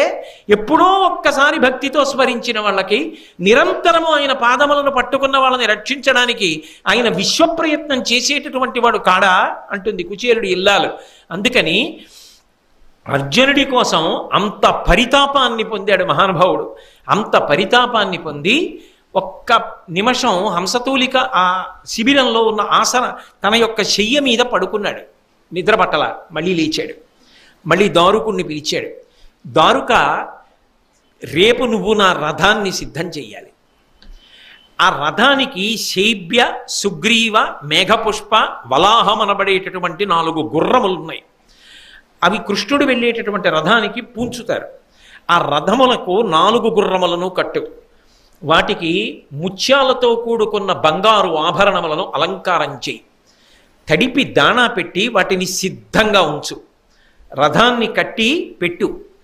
గరుడ ధ్వజాన్ని ఎగరవేయి. దానికి అంటే ధ్వజం మీద గరుడ చిహ్నం ఉంటుంది. అంటే సాక్షాత్ శ్రీ మహావిష్ణువు. గరుడ ధ్వజాన్ని ఎగరవేయి. నా సుదర్శన చక్రాన్ని, నా గద కౌమోదికని, నా ధనస్సు శారంగాన్ని, పాంచజన్యం ఇవన్నీ రథంలో పెట్టు. పాంచజన్యం నా దగ్గరే ఉంటుంది, వెళ్ళేటప్పుడు తీసుకెడతాను. నేను ఎప్పుడైనా యుద్ధభూమిలో పాంచజన్యాన్ని నాకు రథం అవసరమని నీకు అర్థమయ్యేటట్టుగా పూరిస్తే ఉత్తర క్షణంలో ఈ రథాన్ని తీసుకుని యుద్ధభూమిలోకి వచ్చేయి. రేపు నువ్వు నాకు సారథి, నేను యుద్ధం చేస్తాను. అంటే ఏమిటి దాని అర్థం? ఏమని ప్రతిజ్ఞ చేశాడు యుద్ధానికి వెళ్లే ముందు? నేను ఆయుధం పట్టను, ఏ ఇతర సహాయము ఉండదు, సారథ్యం ఒక్కటే చేస్తానన్నాడు. అటువంటి వాడు ఏ కారణం చేతనైనా సైంధవుడు దొరకకపోతే ఏమో అర్జునుడు ప్రతిజ్ఞ ఆపలేను, కానీ ఇక కురువీరులన్న వాళ్ళు మాత్రం మిగలడానికి వీల్లేదు. ఇక ఆఖరి క్షణంలో దునుమాడేస్తానంతే. కాబట్టి రథం వచ్చేయవలసింది. నేనే రథం ఎక్కుతాను. ఇక ప్రతిజ్ఞా భంగం అయిపోతుంది. అర్జునుడి కోసం అవసరమైతే రథం ఎక్కేస్తాను, శార్ంగం చేతిలో పట్టుకుంటాను, సుదర్శనాన్ని ప్రయోగిస్తాను, కౌమోదికిని ప్రయోగిస్తాను, నేనే యుద్ధం చేస్తాను. కాబట్టి దారుకా సిద్ధంగా ఉండు. అసలు లోకంలో భగవంతుడన్నవాడు భక్తుణ్ణి ఆదుకోవడానికి ప్రతిజ్ఞా భంగం అనేటటువంటి అపకీర్తిని కూడా పొంది ఎంత కిందకి దిగిపోతాడు అన్నదానికి ఇంతకన్నా పరాకాష్ఠ ఎక్కడుంటుంది? అందుకు కదూ భీష్మాచార్యుల వారు భాగవతంలో చెప్పుకుంటారు. మహానుభావుడు కుప్పించి ఎగసిన కుండలం బులకాంతి గగన భాగం బెల్ల కప్పికొనగా ఉరికిన నోర్వకనుదరంబులోనున్న జగముల వ్రేగున జగతి కదుల చక్రంబు చేబట్టి చనుదించురయమున పైనున్న పచ్చని పటముజార నమ్మి తినాలా ఉనగుబాటు చెయ్యకు మన్నింపుమని క్రీడి మరల తిగువ కరికి సింహంబు లంఘించు కరణి మెరసి నేడు భీష్ముని చంపుదు నిన్ను కాతు విడువు మర్జున ఎటంచు మద్ది శిఖవృష్టి తెరలి చనుదించు దేవుండు దిక్కు నాకు అని చెప్పాడు భీష్ముడు. అర్జునుడు యుద్ధం చెయ్యలేకపోతే భీష్మాచార్యుల వారితో రథం దిగిపోయి చక్రం పట్టుకుని పైనున్న ఉత్తరీయం జారిపోతుండగా ఇవాళ చంపేస్తాను భీష్ముడిని వెళ్ళిపోయాడు. ఒకసారి ప్రతిజ్ఞాభంగమే చేశాడు. తనని నమ్ముకున్న వారి కోసం పరమాత్మ అలా సిద్ధంగా ఉంటాడు. అందుకే శుద్ధ సాధులందు సురలందు శృతులందు గోవులందు విప్ర కోటియందు ధర్మ పదవి ఎందు తవిలి నాయందు వాడెన్నడలుగు నాడే హింస పొందు అంటాడు. నన్ను నమ్ముకున్న భాగవతుల జోలికెళ్ళిన వాడు బ్రతికి బట్ట కడతాడని నమ్మవద్దు అని. కాబట్టి ఇవాళ అర్జునుడి కోసం ఎంత కిందకొచ్చేస్తున్నాడంటే దారుకుణ్ణి పిలిచి రథాన్ని సిద్ధం చేయమన్నాడు. అర్జునుడు హాయిగా నిద్రపోతున్నాడు గర్భాసనం మీద. కృష్ణ పరమాత్మ అర్జునుడు పడుకున్నటువంటి గదిలోకి వెళ్ళారు. ఆయన నిద్రపోతున్నవాడు కలలో లేచాడు. అంటే శరీరం నిద్రపోతోంది, లోపల ఉన్నటువంటి తేజస్సు, లోపల ఉన్న ఆత్మ కలలో స్వప్న శరీరంతో విడివడింది. పక్కన కృష్ణుణ్ణి చూశాడు. తటిల్లుల లేచి నిలబడి కృష్ణ కూర్చో అన్నాడు. కూర్చోమ్మంటే అంత శోకంతో ఉన్నావే, ఎందుకంత బాధపడుతున్నావు, ఎందుకు కందుల వెంట నీళ్లు వస్తున్నాయి అర్జున? శోకంతో ఉన్నవాడికి ఆలోచన రాదు. ఆలోచన రానివాడు శత్రువుని పడగొట్టలేడు, వాడే శత్రువు చేత పడగొట్టబడతాడు. నీకింత శోకం రావడానికి కారణం ఏమిటి అని అడిగాడు. అర్జునుడు అన్నాడు, కలలో. అంటే ఆ స్థితిలో అర్జునుడు ఎలా ఉన్నాడో చూడండి. కదిపితే తట్టుకోలేడు, నిజంగా నిద్రపోతున్నాడు. చూడండి, బాగా దుఃఖం అనుభవించి ఏడ్చి ఏడ్చి ఏడ్చి ఏడ్చి ఎవరో సొమ్మసిల్లి పడుకుని నిద్రపోతున్నారు అనుకోండి, కాసేపు లేపకండి. ఆ కళ్ళు వాచిపోయి ఎంత ఏడిచారో, పడుకోనివ్వండి కాసేపు. ఆ నిద్దట్లోనైనా కాస్త విశ్రాంతి పొందుతారు, అందుకని నిద్రపోనివ్వండి అంటారు. చూసారా, అంత ప్రేమ చూపించాడు, లేపలేదు. అలాగే అర్జునుణ్ణి నిద్రపోనిచ్చి, రేపు యుద్ధం చెయ్యాలి కదా, బడలికి ఉండకూడదు. అర్జునుణ్ణి నిద్రపోనిచ్చి అర్జునుడిలో ఉన్నటువంటి జీవుణ్ణి స్వప్నావస్థలో తన దగ్గరికి తీసుకున్నాడు. అందుకు మాట్లాడగలుగుతున్నాడంటే కృష్ణుడు ఇచ్చిన ప్రజ్ఞే. కృష్ణుడి వంక చూసి, కృష్ణ నేను ఇంత శోకం ఎందుకు పొందుతున్నానో తెలుసా? నేను ఏ గురువు గారిని నమ్ముకున్నానో, ఏ ఆచార్యుడు ఇంత క్లిష్ట సమయంలో నన్ను ఆదుకోవాలో అటువంటి గురువే రేపు నాకు ఎదురు తిరిగి సైంధవుణ్ణి రక్షిస్తానని మాట ఇచ్చాడే, రేపు వ్యూహాన్ని రచిస్తాడే, ఆయనే నాతో యుద్ధానికి తలబడితే నేను వ్యూహంలోకి అసలు ఎలా ప్రవేశిస్తాను? ప్రవేశించలేనని కాదు, ఎప్పుడో అప్పుడు ప్రవేశిస్తాను. కానీ సూర్యాస్తమయం అయిపోతే ఏమిటి ఉపయోగం? ద్రోణుడే అడ్డుపడుతున్నాడే, గురువుగారే అడ్డుపడుతున్నారే, నేను ఏం చెయ్యాలి? ఎవరికి చెప్పుకోవాలి? ఇతరుల వలన బాధ కలిగితే గురువుగారికి చెప్పుకుంటారు. గురువుగారే తన బాధకి కారణమైతే ఎవరికి చెప్పుకోవాలి? అంటే గురువు ఎంత ఉదారుడై ఉండాలి? ఈ ఔదార్యము లేకపోయిందే. ఇందుకు నేను ఏడుస్తున్నాను కృష్ణ అన్నాడు. బాధపడకు, దా నా చేయి పట్టుకొని యోగ మార్గంలో ఆకాశం వెంట లోకాలు దాటి తీసుకెళ్ళాడు. ఆ స్వప్నావస్థలోనే అర్జునుడు కృష్ణుడితో కలిసి వెళ్ళాడు. కైలాసానికి వెళ్ళారు. కైలాసంలో మణిమంటపంలో చుట్టూ ప్రభదగణాలు సేవిస్తుండగా పార్వతీ సహితుడై తెల్లటి శరీరంతో పరమశివుడు కూర్చునున్నాడు. కృష్ణార్జునుల వంక చూశాడు. ఏమి ఇలా వచ్చారు మీరు, ఏం కావాలని అడిగాడు. అడగగానే అర్జునుడు చూశాడు శంకరుణ్ణి, పరమానందం పొందాడు. శివదర్శనమైనది అంటే మంగళమే, భద్రమే. శివదర్శనం చేయించాడు కృష్ణ పరమాత్మ. ఏమి ఉపకారం అండి మహానుభావుడిది. ఆ రోజు రాత్రి ఆయన పడిన క్లేశం అంతా ఇంత కాదు. రవిశశివహ్నిలోచన సురప్రతివీర విమర్దన క్రమ భువనమయాత్మక భుజగభూషణ పోషిత భక్త సంయమిస్తవన కథావధానపర దర్పకదర్పహర నిరస్త సంభవ మరణాది వైకృత అపారగుణ గుణదోషవర్జిత. అర్జునుడు స్తోత్రం చేస్తున్నాడు శివుణ్ణి ఉద్దేశించి. సూర్యుడు, చంద్రుడు, అగ్ని అనబడేటటువంటి మూడిటిని కన్నులుగా కలిగినటువంటి వాడా, దేవతలైనా రాక్షసులైనా విడివిడిగానైనా కలిసి వచ్చినా కూడా మర్దించగలిగినటువంటి అపారమైన పరాక్రమం ఉన్నవాడా, ఈ భువనములనన్నింటినీ నియమించగలిగినటువంటి ఈశ్వరత్వం ఉన్నవాడా, పాములను ఆభరణములుగా ధరించేటటువంటి వాడా, భక్తులను పోషించేటటువంటి గొప్ప విశాల హృదయమున్నవాడా, సాత్వికమైనటువంటి గుణములు కలిగినటువంటి భక్తులు చేసినటువంటి స్తవాన్ని విని ఆనందించేటటువంటి సౌలభ్యము కలిగినటువంటి వాడా, మన్మధుణ్ణి కాల్చినటువంటి వాడా, జననము మరణము అనేటటువంటి రెండిటిని దాటిపోయి శాశ్వతుడుగా నిత్యుడవై నిరంజుడవై నిలబడేటటువంటి లక్షణం ఉన్నవాడా, గుణములకు నిధి అయినటువంటి వాడా, గుణములు దోషములు అనబడేటటువంటి రెండిటికి అతీతమైన స్థితిలో విడిచిపెట్టినటువంటి వాడా, శంకరా నీకు నమస్కారం అని అర్జునుడు స్తోత్రం చేశాడు. చేస్తే శంకరుడు ప్రసన్నుడై, కృష్ణార్జునులారా మీరిద్దరూ ఎందుకు వచ్చారు, మీకేం కావాలని అడిగాడు. అంటే అర్జునుడు పక్కకి తిరిగి పాశుపత మంత్రసిద్ధి నాకు కావాలని అడుగు అన్నాడు. అడగగానే మీరు నాకు ఆ దివ్యాస్త్ర సిద్ధిని కటాక్షించండి, నాకు ఆ పాశుపత మంత్రసిద్ధి రావాలి అన్నాడు. పరమశివుడు నవ్వి, మీరు అలా విడితే అక్కడ అమృతమయమైనటువంటి పద్మసరోవరం ఉంది. అంటే దాంట్లో అంత అమృతం ఉంటుంది, అందులో పద్మములు అరవిరిసి ఉంటాయి. ఆ సరోవరం లోపల నీటిలో దివ్యమైనటువంటి ధనస్సు బాణము ఉన్నాయి, వాటిని పట్టుకు రండి అన్నాడు. కృష్ణార్జునులు ఇద్దరు అక్కడికి వెళ్ళారు. వెళ్ళేటప్పటికి 2 భయంకరమైన సర్పములు నీటిలో ఆ అమృతంలోంచి పైకి లేచి ఉన్నాయి. వాటి నోట్లోంచి అగ్ని జ్వాలలు వస్తున్నాయి. వాళ్ళు ఉత్తరక్షణం ఏం చేశారంటే కాళ్ళు కడుక్కొని ఆచమనం చేశారు.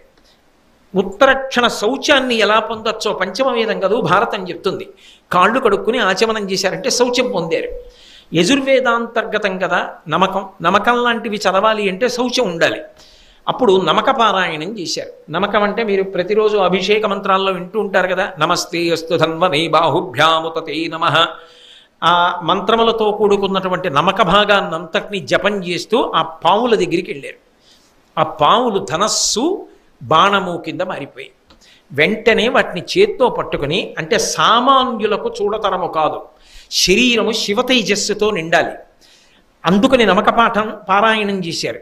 చేసి జాయే తిప్సిత సిద్ధయే ధ్రువపదం విప్రోభిషించే శివం బ్రహ్మాండ వ్యాప్త దేహాభసిత హిమరుచాభాసమానా భుజంగై కంఠే కాళాః కపర్దాః కలిత శశికలశ్చండ కోదండహస్తాః త్రిక్షా రుద్రాక్షమాలా సులలిత వపుషశాంభవా మూర్తిభేదాః రుద్రాశ్రీ రుద్రసూక్త ప్రకటిత విభవాన ప్రయచ్చస్తు సౌఖ్యం అని కదూ. ధ్యాయే తీప్సిత సిద్ధయే, దాన్ని ధ్యానించినంత మాత్రము చేత ఈప్సితములు సిద్ధిస్తాయి. అది రుద్ర నమక చమక పాఠములకున్న గొప్పతనం.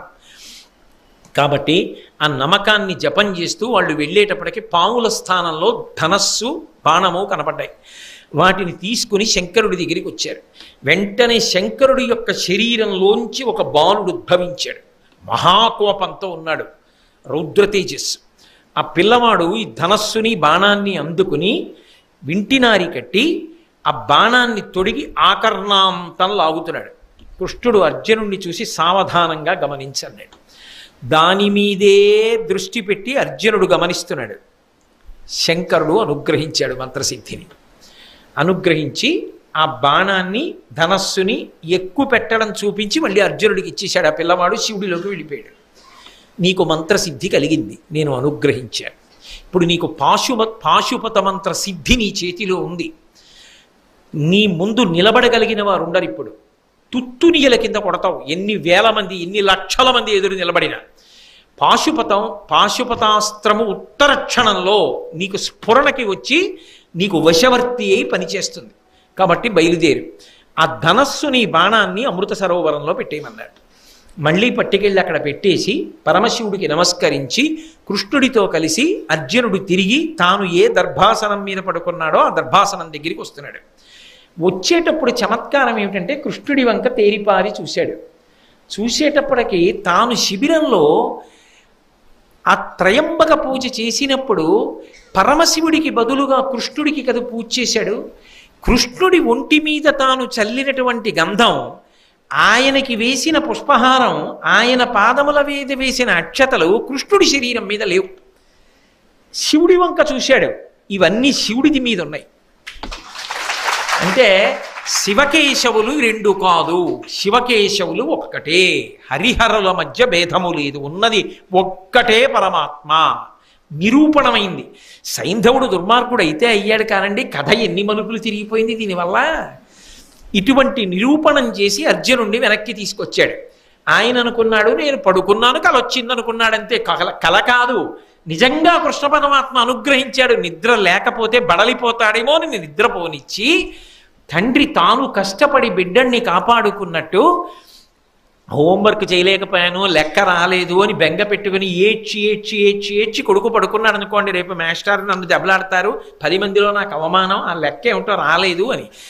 బాగా గణిత శాస్త్రజ్ఞుడు తండ్రి. ఆయన ఎక్కడో కష్టపడి ఆఫీసులో పనిచేసి రాత్రి 1 గంటకు వచ్చాడు.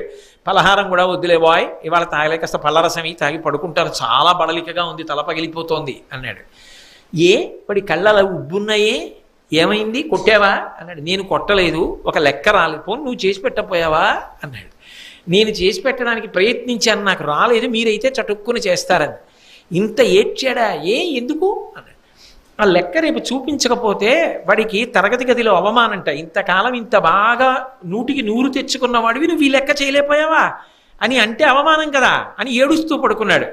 అంటే ఇంత తల పగిలిపోతున్న తండ్రి ఏదా లెక్క ఇలా పట్రా అని తాను చేసేసి ఒక కాగితం మీద అక్కడ పెట్టి రేపు వాడిని లేవగానే ఎక్కించేసుకోమను అని పడుకున్నట్టుగా నిద్రపోతున్నటువంటి అర్జునుడిని నిద్ర లేపకుండా కలలో తనతో కైలాసానికి తీసుకెళ్ళి శంకర దర్శనం చేయించి పాశుపతాస్త్ర సిద్ధిని మంత్రసిద్ధిని అర్జునుడికి కలిగేటట్టుగా చేసి వెనక్కి తీసుకొచ్చాడు. అవతల దారుకుడితో రహస్యంగా రథాన్ని సిద్ధం చేయించాడు. మరునాడు తెల్లవారింది. ధర్మరాజు గారిని స్తోత్రములతో నిద్రలేపారు, స్నానం చేశాడు, యుద్ధానికి సిద్ధపడ్డాడు. కృష్ణార్జునుడు సిద్ధపడ్డారు. ధర్మరాజు గారికి నమస్కారం చేసి బయలుదేరుతాడు. అందుకని ధర్మరాజు గారికి నమస్కారం చేయడానికి వెళ్ళారు. వెళ్ళి మాట్లాడిన తర్వాత తప్పకుండా నీకు విజయం కలగాలని ధర్మరాజు గారు ఆశీర్వచనం చేశాడు. ఆశీర్వచనం చేసిన తర్వాత యుద్ధభూమికి బయలుదేరబోతూ ఆగి ధర్మరాజు గారు అన్నారు, అర్జునుడు అన్నాడు, అన్నయ్య అన్నయ్య ఒక ఆశ్చర్యకరమైన కల వచ్చింది అన్నయ్య రాత్రి. అది కలలా లేదన్నయ్య, నేను యథార్థంగా చూసినట్టే ఉందన్నయ్య అన్నాడు. ఏమిట్రా కళ అన్నాడు ధర్మరాజు. ఈ కళ అంతా చెప్పాడు. చెప్పి కృష్ణుడితోటే వెళ్ళాను, అవన్నీ చూశానన్నట్టే అనుభూతి ఉంది, కానీ నేను వెళ్ళలేదు కళ. కృష్ణుడు అవును కలే అని నవ్వు నవ్వాడు. ఆయనకి తెలుసు పాపం ఎంత క్లేశపడుతున్నాడో ఆ సైంధవ వధ కోసం. పైకి శల్యుళ్ళో ఓ మాట, దిక్కుమాలిన ప్రతిజ్ఞలు నువ్వు ఎవడ చేయమన్నాడు అంటే తను ఆ శల్యుడైపోడు. ఎంత కడుపులో పెట్టుకు కోసుకుంటున్నాడో చూడండి. అది పెద్దరికం అంటే, అది రావాలి మనిషికి. కాబట్టి ఇప్పుడు యుద్ధానికి బయలుదేరారు. అటు ద్రోణాచార్యుల వారు తక్కువ తిన్నాడా? ఆయన అద్భుతమైనటువంటి శకట వ్యూహాన్ని పన్నాడు. శకట వ్యూహం మధ్యలో పద్మవ్యూహాన్ని పన్నాడు. ఆ పద్మవ్యూహం మధ్యలో సూచీ వ్యూహాన్ని పన్నాడు. ఈ సూచీ వ్యూహాన్ని సైనిక ముఖం వరకు పన్నాడు. ఇటు ఒకే రోజు శకట వ్యూహంలో, పద్మవ్యూహంలో సూచీ వ్యూహం. ఇప్పుడు దీని ముఖం దగ్గర తనని దాటితేనే లోపలికి వెళ్ళడం. తానే చతురంగ బలాలతో ఎదురు నిలబడ్డాడు. ఈ సైంధవుణ్ణి మధ్యలో నిలబెట్టలేదు, చిట్ట చివరికి నిలబెట్టాడు. చిట్ట చివరికి నిలబెట్టి ఆయన చుట్టూ కూడా వీరులందరినీ కాపుంచాడు. మీరెవరూ యుద్ధానికి రావక్కర్లేదు, మీరందరు ఇక్కడే ఉండాలి. ఎందుకనంటే చిట్ట చివరి వేళకి ఒకవేళ వచ్చినా సైంధవుడు దొరకకూడదు, మీరు తిరగబడి యుద్ధం చేసేయాలి, సమయం అయిపోతుంది. కాబట్టి చూడండి, ఇంకా 2 balls left 8 runs రిక్వైర్డ్ అంటే క్లోజ్ ఫీల్డింగ్ అంటారు చూసారా? అలా ఎవరి వ్యూహరచన వాళ్ళది. అందుకని మీరందరూ జాగ్రత్తగా ఉండి భూరిశ్రవుడు, కర్ణుడు, శల్యుడు, అశ్వత్థామ, వృషసేనుడు, కృపాచార్యుడు ఇంతమంది సైంధవుడికి చుట్టూ నిలబడి ఉండాలి. అంటే ఒకవేళ సైంధవుడి దగ్గరికి వచ్చేసిన గురిపెట్టి బాణం వేయడానికి అవకాశం ఉండకూడదు, మీరందరూ కుప్పించేయాలి. మిమ్మల్ని అందరినీ పడగొడితే కదా అసలు మీ దాకా రావడానికి అవకాశం ఇవ్వను. ఎందుకో తెలుసా? ముందు నేను ఉంటాను, దుర్యోధనుడు ఉంటాడు, ఇతర వీరులు ఉంటారు. ఇది కాక మీ ముందు 14,000 ఏనుగులు నిలబడి ఉంటాయి. అవి కాక 60,000 రథములతో వీరులు నిలబడి ఉంటారు. వాళ్ళు కాక 1,00,000 గుర్రముల మీద యోధులు నిలబడతారు. ఇది కాక 10 లక్షల కాల్బలం చుట్టుముట్టి ఉంటుంది. 10 లక్షల మంది సైనికులు వలయాకారంగా నిలబడి ఉంటారు. దాని మధ్యలో భూరిశ్రవుడు, కర్ణుడు, శల్యుడు, అశ్వత్థామ, వృషసేనుడు, కృపాచార్యుడు ఉంటారు. వాళ్ళ మధ్యలో సైంధవుడు నిలబడి ఉంటాడు. వాడు ధనస్సు బాణం పట్టుకుంటాడు, అవసరమైతే ఒకటి వేయడానికి. ఏమో చిట్ట చివర ఎవరు చెప్పగలరు? ఆఖరి బంతి ఏమైనా చెయ్యొచ్చు. అందుకని వాడు ధనస్సు బాణం పట్టుకుంటాడు. ముందు నేనుంటాను, నన్ను దాటడు ఫల్గుణుడు. దుర్యోధన సంతోషంగా ఉండు అన్నాడు. యుద్ధం ప్రారంభమైంది. పాంచజన్యం పూరించారు, దేవదత్తం పూరించారు. అర్జునుడికే ఒకటే నమ్మకం, కృష్ణ నువ్వు ఉన్నావు కదా, అర్జున నీకేం బెంగ, ఎందుకు బెంగ, నువ్వు ఉండగా కృష్ణ, నేను బెంగ పెట్టుకోవడం ఏంటి, నువ్వు పెట్టుకోవాలి, పెట్టుకుంటే నాకెందుకు. భగవంతుడిని నమ్ముకున్నవాడు అలా ఉంటాడు, భగవంతుడు వీడి గురించి బెంగ పెట్టుకుంటాడు. అది విచిత్రం. యుద్ధానికి బయలుదేరారు. ద్రోణాచార్యుల వారు చాలాసేపు నిలబెట్టేశాడు. నిజానికి ఆ రోజు యథార్థంగా చెప్పాలంటే, ఇప్పుడు నేను ఆ యుద్ధాన్నంతటినీ వర్ణించడం అవసరం కాదు కదా, అది నేను ఏ ద్రోణాచార్యుల వారి గురించి చెప్తున్నప్పుడో చెప్పవలసి ఉంటుంది. అర్జునుడి ప్రౌఢిమ కన్నా కృష్ణుడి యొక్క సారథ్య ప్రతిభ వల్ల లోపలికి వెళ్ళగలిగారు. మొత్తానికి వ్యూహాన్ని భేదించి లోపలికి వెళ్ళారు. లోపలికి వెళ్ళినా ఆ రోజు జరిగినటువంటి యుద్ధం ఎంత దారుణమైన యుద్ధం అంటే, అర్జునుడి యొక్క రథానికి కట్టినటువంటి గుర్రములు సామాన్యమైనవి కావు, అగ్నిదత్తములు. అటువంటి గుర్రములు బడలిపోయాయి. అవి నీళ్లు తాగి నీటి చేత ఒళ్ళంతా తడిపితే తప్ప అవి మళ్ళీ యుద్ధానికి పరిగెత్తలేవు. అర్జున గుర్రములు బాగా బడలిపోయాయి. వాటిని తడపడానికి నీళ్లు లేకపోవచ్చు, కానీ ఉలవలతో కొంత దాణా పెట్టాలి, నీళ్లు పట్టాలి. నీరెక్కడైనా దొరికేటట్టు చేయగలవా అన్నాడు కృష్ణుడు. అంటే ఉత్సాహాన్ని పరిశీలించాడు. ఎలా ఉన్నాడో చూద్దాం, మరి ద్రోణుణ్ణి దాటేటప్పటికే సమయం పట్టేసింది కదా. బావా బెంగపెట్టుకోకు అని దివ్యాస్త్ర ప్రయోగం చేసి వెంటనే అక్కడో సరోవరాన్ని ఏర్పాటు చేశాడు. రథాన్ని ఆపి గుర్రాల్ని విప్పి వాటికి దాణా పెట్టి నీళ్లు పట్టి ఒళ్ళంతా కడిగి కృష్ణుడు ఎవరి కోసం? ఏమి కర్మ అండి పరిపూర్ణావతారానికి. ఒక సారథి అర్జునుడు అక్కడ నిలబడితే గుర్రాలు ఇప్పుకుని నీళ్లు పట్టి దాణా పెట్టుకుని వాటికి నీళ్లు పోసి వాటిని సముదాయించి ఒళ్ళు తుడిచి మళ్ళీ కట్టి బావా ఎక్కని తానెక్కి ఎవరి కోసం అండి ఆ కష్టం? అంటే భగవంతుణ్ణి నమ్మి ఉండగలగాలి, కానీ మన కోసం ఆయన దిగినంతగా ఎవ్వరూ దిగి రాలేరు. నిరూపణమైంది భారతంలో.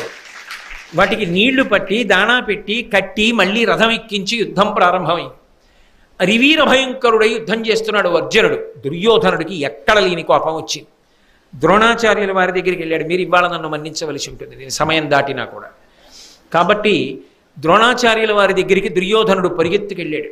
మీరు వ్యూహానికి ప్రారంభంలోనే ఉండి కూడా ఆపకుండా వదిలిపెట్టేశారు అర్జునుణ్ణి. హరివీర భయంకరుడై చొచ్చుకొచ్చేస్తున్నాడు. ఎలా ఆపగలను నేనని అడిగాడు. వెంటనే ద్రోణాచార్యుల వారు అన్నారు, నేను వెనక్కొచ్చి అర్జునుణ్ణి అటకాయించగలను, కానీ నేను కాని లోపలికి వచ్చేసానా మొత్తం పాండవ సైన్యాల లోపలికి వచ్చేస్తాయి. వచ్చేస్తే అర్జునుడికి ఆసరా దొరుకుతుంది. అర్జునుడిని ఒకడిగా ఉంచాలంటే, మిగిలిన సైన్యాన్ని అటకాయించాలంటే నేను ఇక్కడ ఉండాలి. కృష్ణసారథ్య ప్రతిభ అర్జునుడు దాటిపోయాడు. కానివ్వండి, మీరు అడ్డుకోండి అర్జునుడిని, లోపల దాకా సైంధవుడి దాకా వెళ్ళనివ్వకండి అన్నాడు. ఎలా అడ్డుకోను? ఆయన యొక్క ప్రతాపం ముందు నేను ఎక్కడ నిలబడగలను అన్నాడు. నువ్వేమి బెంగపెట్టుకోకు. ఒకప్పుడు చతుర్ముఖ బ్రహ్మగారు ఇంద్రుడికి అనుగ్రహించి ఒక దివ్యమైనటువంటి మంత్రముల యొక్క శక్తిని నింపగలిగిన కవచ విద్యనిచ్చాడు. అది ఇంద్రుడు అంగిరసుడికి ఉపదేశం చేశాడు. అంగిరసుడు బృహస్పతికి ఉపదేశం చేశాడు. బృహస్పతి అగ్నివైశ్యుడికి ఉపదేశం చేశాడు. అగ్నివైశ్యుడు నాకు ఉపదేశం చేశాడు. నా దగ్గర ఆ శక్తి ఉంది. నేను ఆ మంత్రముల చేత ఈ కవచాన్నంతటినీ కూడా నింపేస్తాను. ఇదిగో ఈ బంగారు కవచం ఇస్తున్నాను, ఇది కట్టుకో. అర్జునుడు గాంధీవానికి తొడిగి బాణములు విడిచిపెట్టినా కూడా నిన్ను చెనకవు. ఇప్పుడు యుద్ధం చెయ్యి అన్నాడు.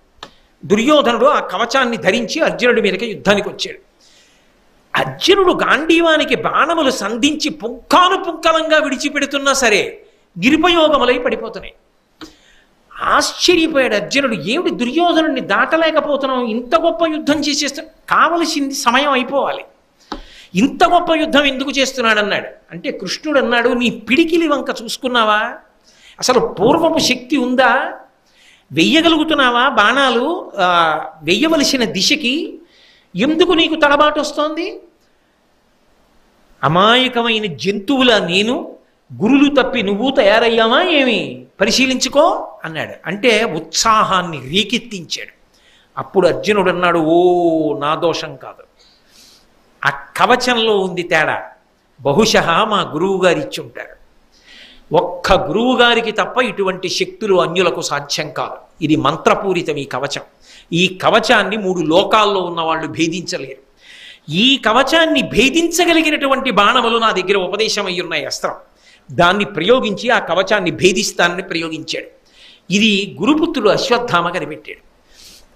కనిపెట్టి ఆయన వేసిన అస్త్రాన్ని వమ్ము చేశాడు. దుర్యోధనుడు ఇంత గొప్ప కవచం గురువుగారు ఇచ్చారు, నిజానికి ఆపేయగలడు ఆ రోజున అర్జునుడిని. కానీ అర్జునుడి మీదకి యుద్ధానికి వెళ్ళడంలో అర్జునుడు ఏం చేశాడంటే ఒక తెలివైన మార్గాన్ని ఎంచుకున్నాడు. కవచం మీద కొట్టి ఉపయోగం లేదు. రథాన్ని గుర్రాల్ని ఒక్కసారే పడగొట్టి నేల మీద పడబోతున్నటువంటి దుర్యోధనుడి యొక్క అరిచేతులన్నీ బాణముల చేత కుప్పించేశాడు. ఆ అరిచేతులన్నీ నెత్తురోడిపోయి ఏమి గురువు గారు ఏదో మంత్రం అన్నాడు, కవచం అన్నాడు, ఇచ్చాడు, ఏమిటి ఇలా కొట్టేశాడు, అరిచేతులన్నీ నిప్పెట్టేస్తున్నాయి, ఇలా బాణాలు కొట్టాడు, ఎందుకు పనికి వచ్చింది నాకు ఈ దిక్కుమాల కవచం అని ఆ కవచం విప్పి అవతల బారేసి ఇంకో కవచం కట్టుకున్నాడు. అలా కట్టుకోగానే శక్తి పోయింది, నిగ్రహించాడు అర్జునుడు. ఆపి లోపలికి వెళ్ళాడు. భయంకరమైన యుద్ధం జరుగుతోంది. అసలు సైంధవుడి దాకా ప్రవేశించడం కష్టమైపోయింది. సూర్యాస్తమయం అయిపోతోంది. దిగిపోయాడు సూర్యభగవానుడు. ఇంకా ఎర్రటి కాంతులు వచ్చేస్తున్నాయి. అసలు ఆ స్థితిలో ఎలా ఉంటుందో మీరు ఆలోచించండి. అటువంటప్పుడు ఇక ఆఖరణ కొద్ది నిమిషములు మాత్రమే మిగిలి ఉంది. ఎట్టకేలకి ఇంత మందిని అసలు ఆగకుండా బాణములు రెండు చేతులతో ప్రయోగిస్తూ పడగొడుతూ కృష్ణ సారథ్య ప్రౌఢిమ చేత సైంధవుడు ఉన్నటువంటి వలయం దగ్గరికి వెళ్ళి సైంధవుడి మీద బాణప్రయోగం మొదలుపెట్టాడు. సైంధవుడు బాణాలు వేస్తున్నాడు.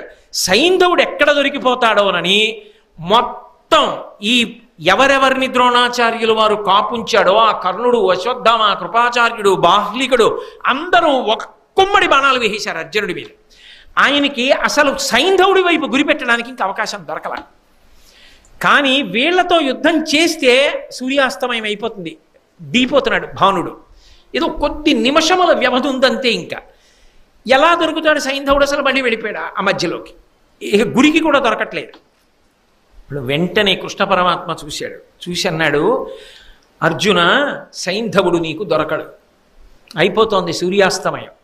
సైంధవుడు దొరకాలంటే ఒకటే ఒక్క ఆలోచన ఉంది. ఏమిటో తెలుసా?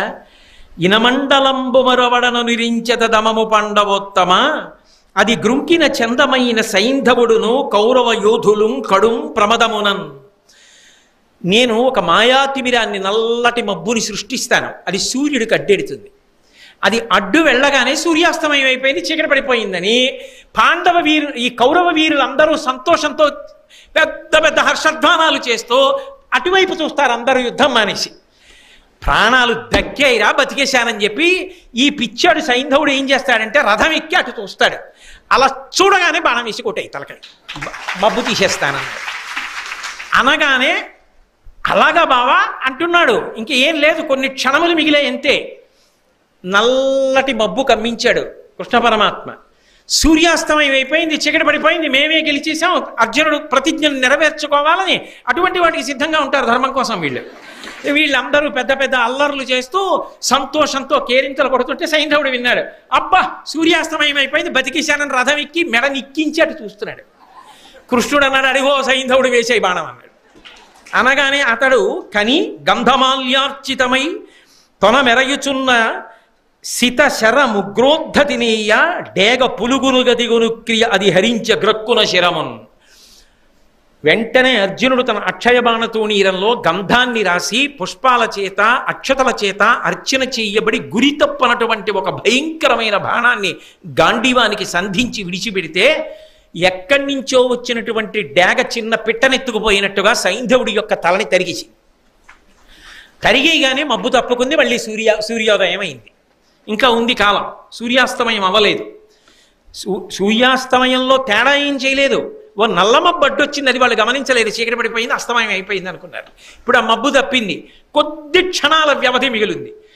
అయ్యో ఇంకా అవ్వలేదు సూర్యాస్తమయం, సైంధవుడేడు అన్నారు. ఇంకేం సైంధవుడు? కింద పడిపోయాడు, తలకాయ పైన ఉంది. వెంటనే కృష్ణుడు అన్నాడు, శౌరి పార్థ పార్థ, సైంధవు తల ఇలబడిన నొప్ప అది అభంబునంద నిలువచేయు, ఏను నీకిరింగించదా తెరంగు తెలియనడిన అతడు. పార్థ పార్థ, ఏమి రచనండి నిజంగా. ఆర్తి కలిగినప్పుడు ఒక్కమాట పార్థ అనరు. నాకు ఏదో ఆర్తి కలిగింది అనుకోండి, ఒరే షణ్ముఖ షణ్ముఖ అంటే మా అబ్బాయిని. అలా శౌరి పార్థ పార్థ, అర్జున అర్జున, ఆ తల కింద పడిపోకూడదు, దాన్ని అలాగే పైనే ఆకాశంలో ఆడు బాణాలతో అన్నాడు. అనేటప్పటికీ అదేమిటి కిందెందుకు పడకూడదు అని బాణంతో కొట్టి ముందుకు తీసుకెళ్ళా, బాణంతో కొట్టి వెనక్కి తీసుకురాను, బాణంతో పైకెత్తా, బాణంతో కింద పడయ్యా. ఆకాశంలో బంతులు ఆడుతూ సూర్యాస్తమయం అవ్వలేదుగా. క్రౌర్యంతో వీళ్ళు విజృంభించారు. వీళ్ల బాణములకు మళ్ళీ ప్రతీకారం చేస్తూ అలాగే ఆడుతున్నాడు. ఆడుతూ ఆడుతూ ఆయన అన్నాడు, ఎందుకయా ఈ సైంధవుడి తల ఎందుకు కింద పడకూడదు కృష్ణ? ఎంతసేపు నేను ఇలా బంతులాడాలి చెప్పన్నాడు. ఆయన అన్నాడు, ఈ తల పొడమింపడని కాతని తొడ మీద వైచున్నది, ఆ పని విఖ్యాతంబగు పాశుపతము చేతనయగుగాక యొంట చెల్లునే మనకున్. నిన్నను నేను నిన్ను కైలాసానికి తీసుకెళ్లి పాశుపత మంత్ర సిద్ధి కల్పించడానికి కారణం అర్జున ఇప్పుడు చెప్తున్నాను. ఈ సైంధవుడు వృద్ధక్షత్రుడు అనబడేటటువంటి ఒక మహావీరుని యొక్క కుమారుడు. ఆయన గొప్ప తపస్సు చేసి వీడిని కన్నాడు. వీడు చిన్నతనంలో తిరుగుతుండగా అశరీరవాణి పలికింది. ఈ పిల్లవాడు యుద్ధం చేస్తున్నప్పుడు, అంటే పెద్దవాడైన తర్వాత యుద్ధం చేస్తున్నప్పుడు ఏమరపాటులో ఉండగా తల త్రుంచబడుతుంది అని పలికింది అశరీరవాణి. ఏమరపాటులో ఉండగా అంటే యుద్ధం లేకుండా ఏదో ఇతర విషయం మీద దృష్టి పెట్టి ఉండగా, ఏమరపాటులో ఉండగా తల తెగిరిపోతుందని కదా. అలా నా కొడుకు మరణిస్తాడా? అలా ఎవడైనా చంపితే వాడి తల 100 వ్రక్కలగుగాక అని వృద్ధక్షత్రుడు చెప్పించాడు. ఇప్పుడు ఆ తల కింద పడిపోతే, ఎవరి బాణము వలన తల కింద పడిపోతుందో వాడి తల 100 వక్కలైపోతుంది. ఇప్పుడు వీడి తల కింద పడితే నీ తల పగిలిపోతుంది 100 వక్కల కింద. నీకు తెలియదు ఈ విషయం. సైంధవుడి తల తరుగుతానన్నావు అంతే, తల తరిగి వదిలేసావా నీ తల కూడా పేలిపోతుంది. కాబట్టి అది కింద పడకూడదు, ఆకాశంలో బొత్తులాడమన్నా. ఇప్పుడు అది ఎక్కడ పడాలి అంటే ఎక్కడో శమంతక పంచకంలో కూర్చుని జపం చేసుకుంటున్నాడు వీళ్ళ తండ్రి. ఏ దుర్మార్గమైన శాపాన్ని లోకానికి ఇచ్చాడో ఇట్లాంటి కొడుకుని కని ఆయన ఒళ్ళోనే ఈ తల పడేటట్టుగా పాశుపతాస్త్రాన్ని ప్రయోగించు. అదొక్కటే ఆ తల పట్టుకెళ్ళి అక్కడ పడేటట్టు చేస్తుంది. జపం చేసుకుంటున్న వాడి ఒళ్ళో ఏదో దబ్బున పడేటప్పటికి ఇలా చూస్తాడు. నెత్తురోడుతూ ఉంది కదా, కొడుకు తల అనుకోడు, చెయ్యి అని ఇలా కింద పడేస్తాడు. ఎవరు తల కింద పడేశాడో వాడి తల వక్కలైపోతుంది. వృద్ధక్షత్రుడి యొక్క తల పగిలిపోతుంది. తండ్రి కొడుకు పోతారు. కాబట్టి మళ్ళీ వాడు పగబట్టకుండా పోతుంది. పాశుపతాస్త్రాన్ని ఇప్పుడు ప్రయోగించు. అది వెళ్ళి ఆ కొడుకు శిరస్సు తండ్రి ఒళ్ళో పడేట్టు చేస్తుంది. వెంటనే పాశుపతాస్త్రాన్ని అభిమంత్రించాడు.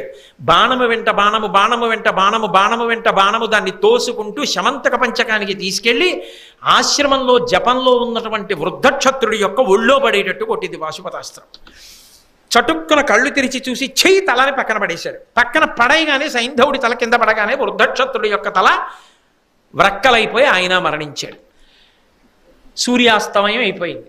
ఏడుస్తూ దుర్యోధనాదులు ఇతర వీరులు మనం సైంధవుణ్ణి దక్కించుకోలేకపోయాం, పాండవులు ప్రతిజ్ఞ నెరవేర్చుకున్నాడు, అర్జునుడు నెరవేర్చుకున్నాడని చెప్పి ఏడుస్తూ వాళ్ళింటికి వెళ్ళిపోయారు. సంతోషంగా కృష్ణుడితో కలిసి అర్జునుడు వెళ్ళిపోయాడు. అర్జున, ఎంత గొప్ప యుద్ధం చేశావయ్యా ఇవాళ. తిరిగి వెడుతున్నప్పుడు చూడు పీనుగుల పెంటలు, ఎంతమందిని పడగొట్టావయ్యా ఇవాళ నీ గాంధీవంతో అని అర్జునుణ్ణి పొగుడుతూ కృష్ణుడు తీసుకెళ్ళాడు. అది ఆయన గొప్పతనం. ఇద్దరూ వెళ్ళి ధర్మరాజు గారికి నమస్కారం చేశారు. చేస్తే ధర్మరాజుతో కృష్ణుడు అన్నాడు, చూశావా నీ తమ్ముడు ఎంత అరివీర భయంకరుడో, శపథం చేశాడని భయపడ్డావు. సాయంకాలం లోపల సూర్యాస్తమయం లోపల కొట్టేశాడా లేదా సైంధవుణ్ణి అన్నాడు. ధర్మరాజు గారు అన్నాడు, నా తమ్ముడు కొట్టాడో నువ్వు వెనక ఉంటే కొట్టాడో నాకు తెలియదు అనుకోకు కృష్ణ, నువ్వు మా పాలిట దైవం, నువ్వు లేని నాడు మాకు ఈ శుభ పరంపరలు ఎక్కడ దొరుకుతాయని కృష్ణుణ్ణి కీర్తించాడు. కృష్ణార్జునులు ఇద్దరూ ధర్మరాజు గారికి నమస్కారం చేశారు.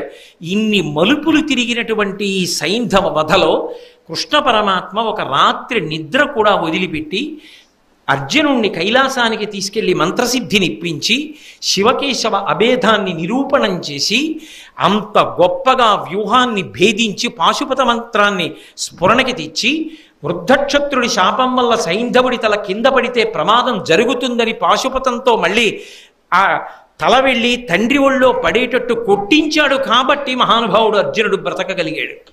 తనని నమ్ముకున్న వారిని ఎంత కాపాడతాడో, భక్తుల్ని కాపాడడానికి కృష్ణ పరమాత్మ ఎంత కష్టపడతాడో మనం తెలుసుకోవడానికి అద్భుతమైన సాధనం. ఇటువంటి కథ విన్న తర్వాత, ఇంత సంతోషాన్ని పొందిన తరువాత మనం ఆ కృష్ణ పరమాత్మని సేవించకుండా, ఆయన పట్ల భక్తితో నమస్కారం చెయ్యకుండా నిజంగా ఎలా ఉండగలం? అంత గొప్ప గాథ సైంధవ వధ. సైంధవుడు చిన్న పాత్ర, చిన్న మెరుపు అయిన భారతంలో మనుష్యులు నేర్చుకోవలసిన అనేక విషయాలని ప్రబోధించడమే కాకుండా అన్యాపదేశంగా ఆయన అర్జునుడి విషయంలో ఇంత కీలకమైన మలుపులు తిప్పాడు. అందుకే మహాభారతాంతర్గతమైనటువంటి ఈ సైంధవ వధ అంత గొప్పదైంది.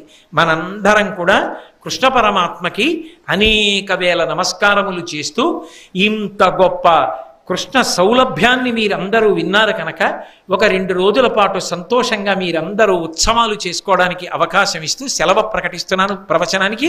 సోమవారం మంగళవారం ప్రవచనం ఉండదు. బుధవారం నుంచి మరి ఉత్సవం చేసుకోవద్దు.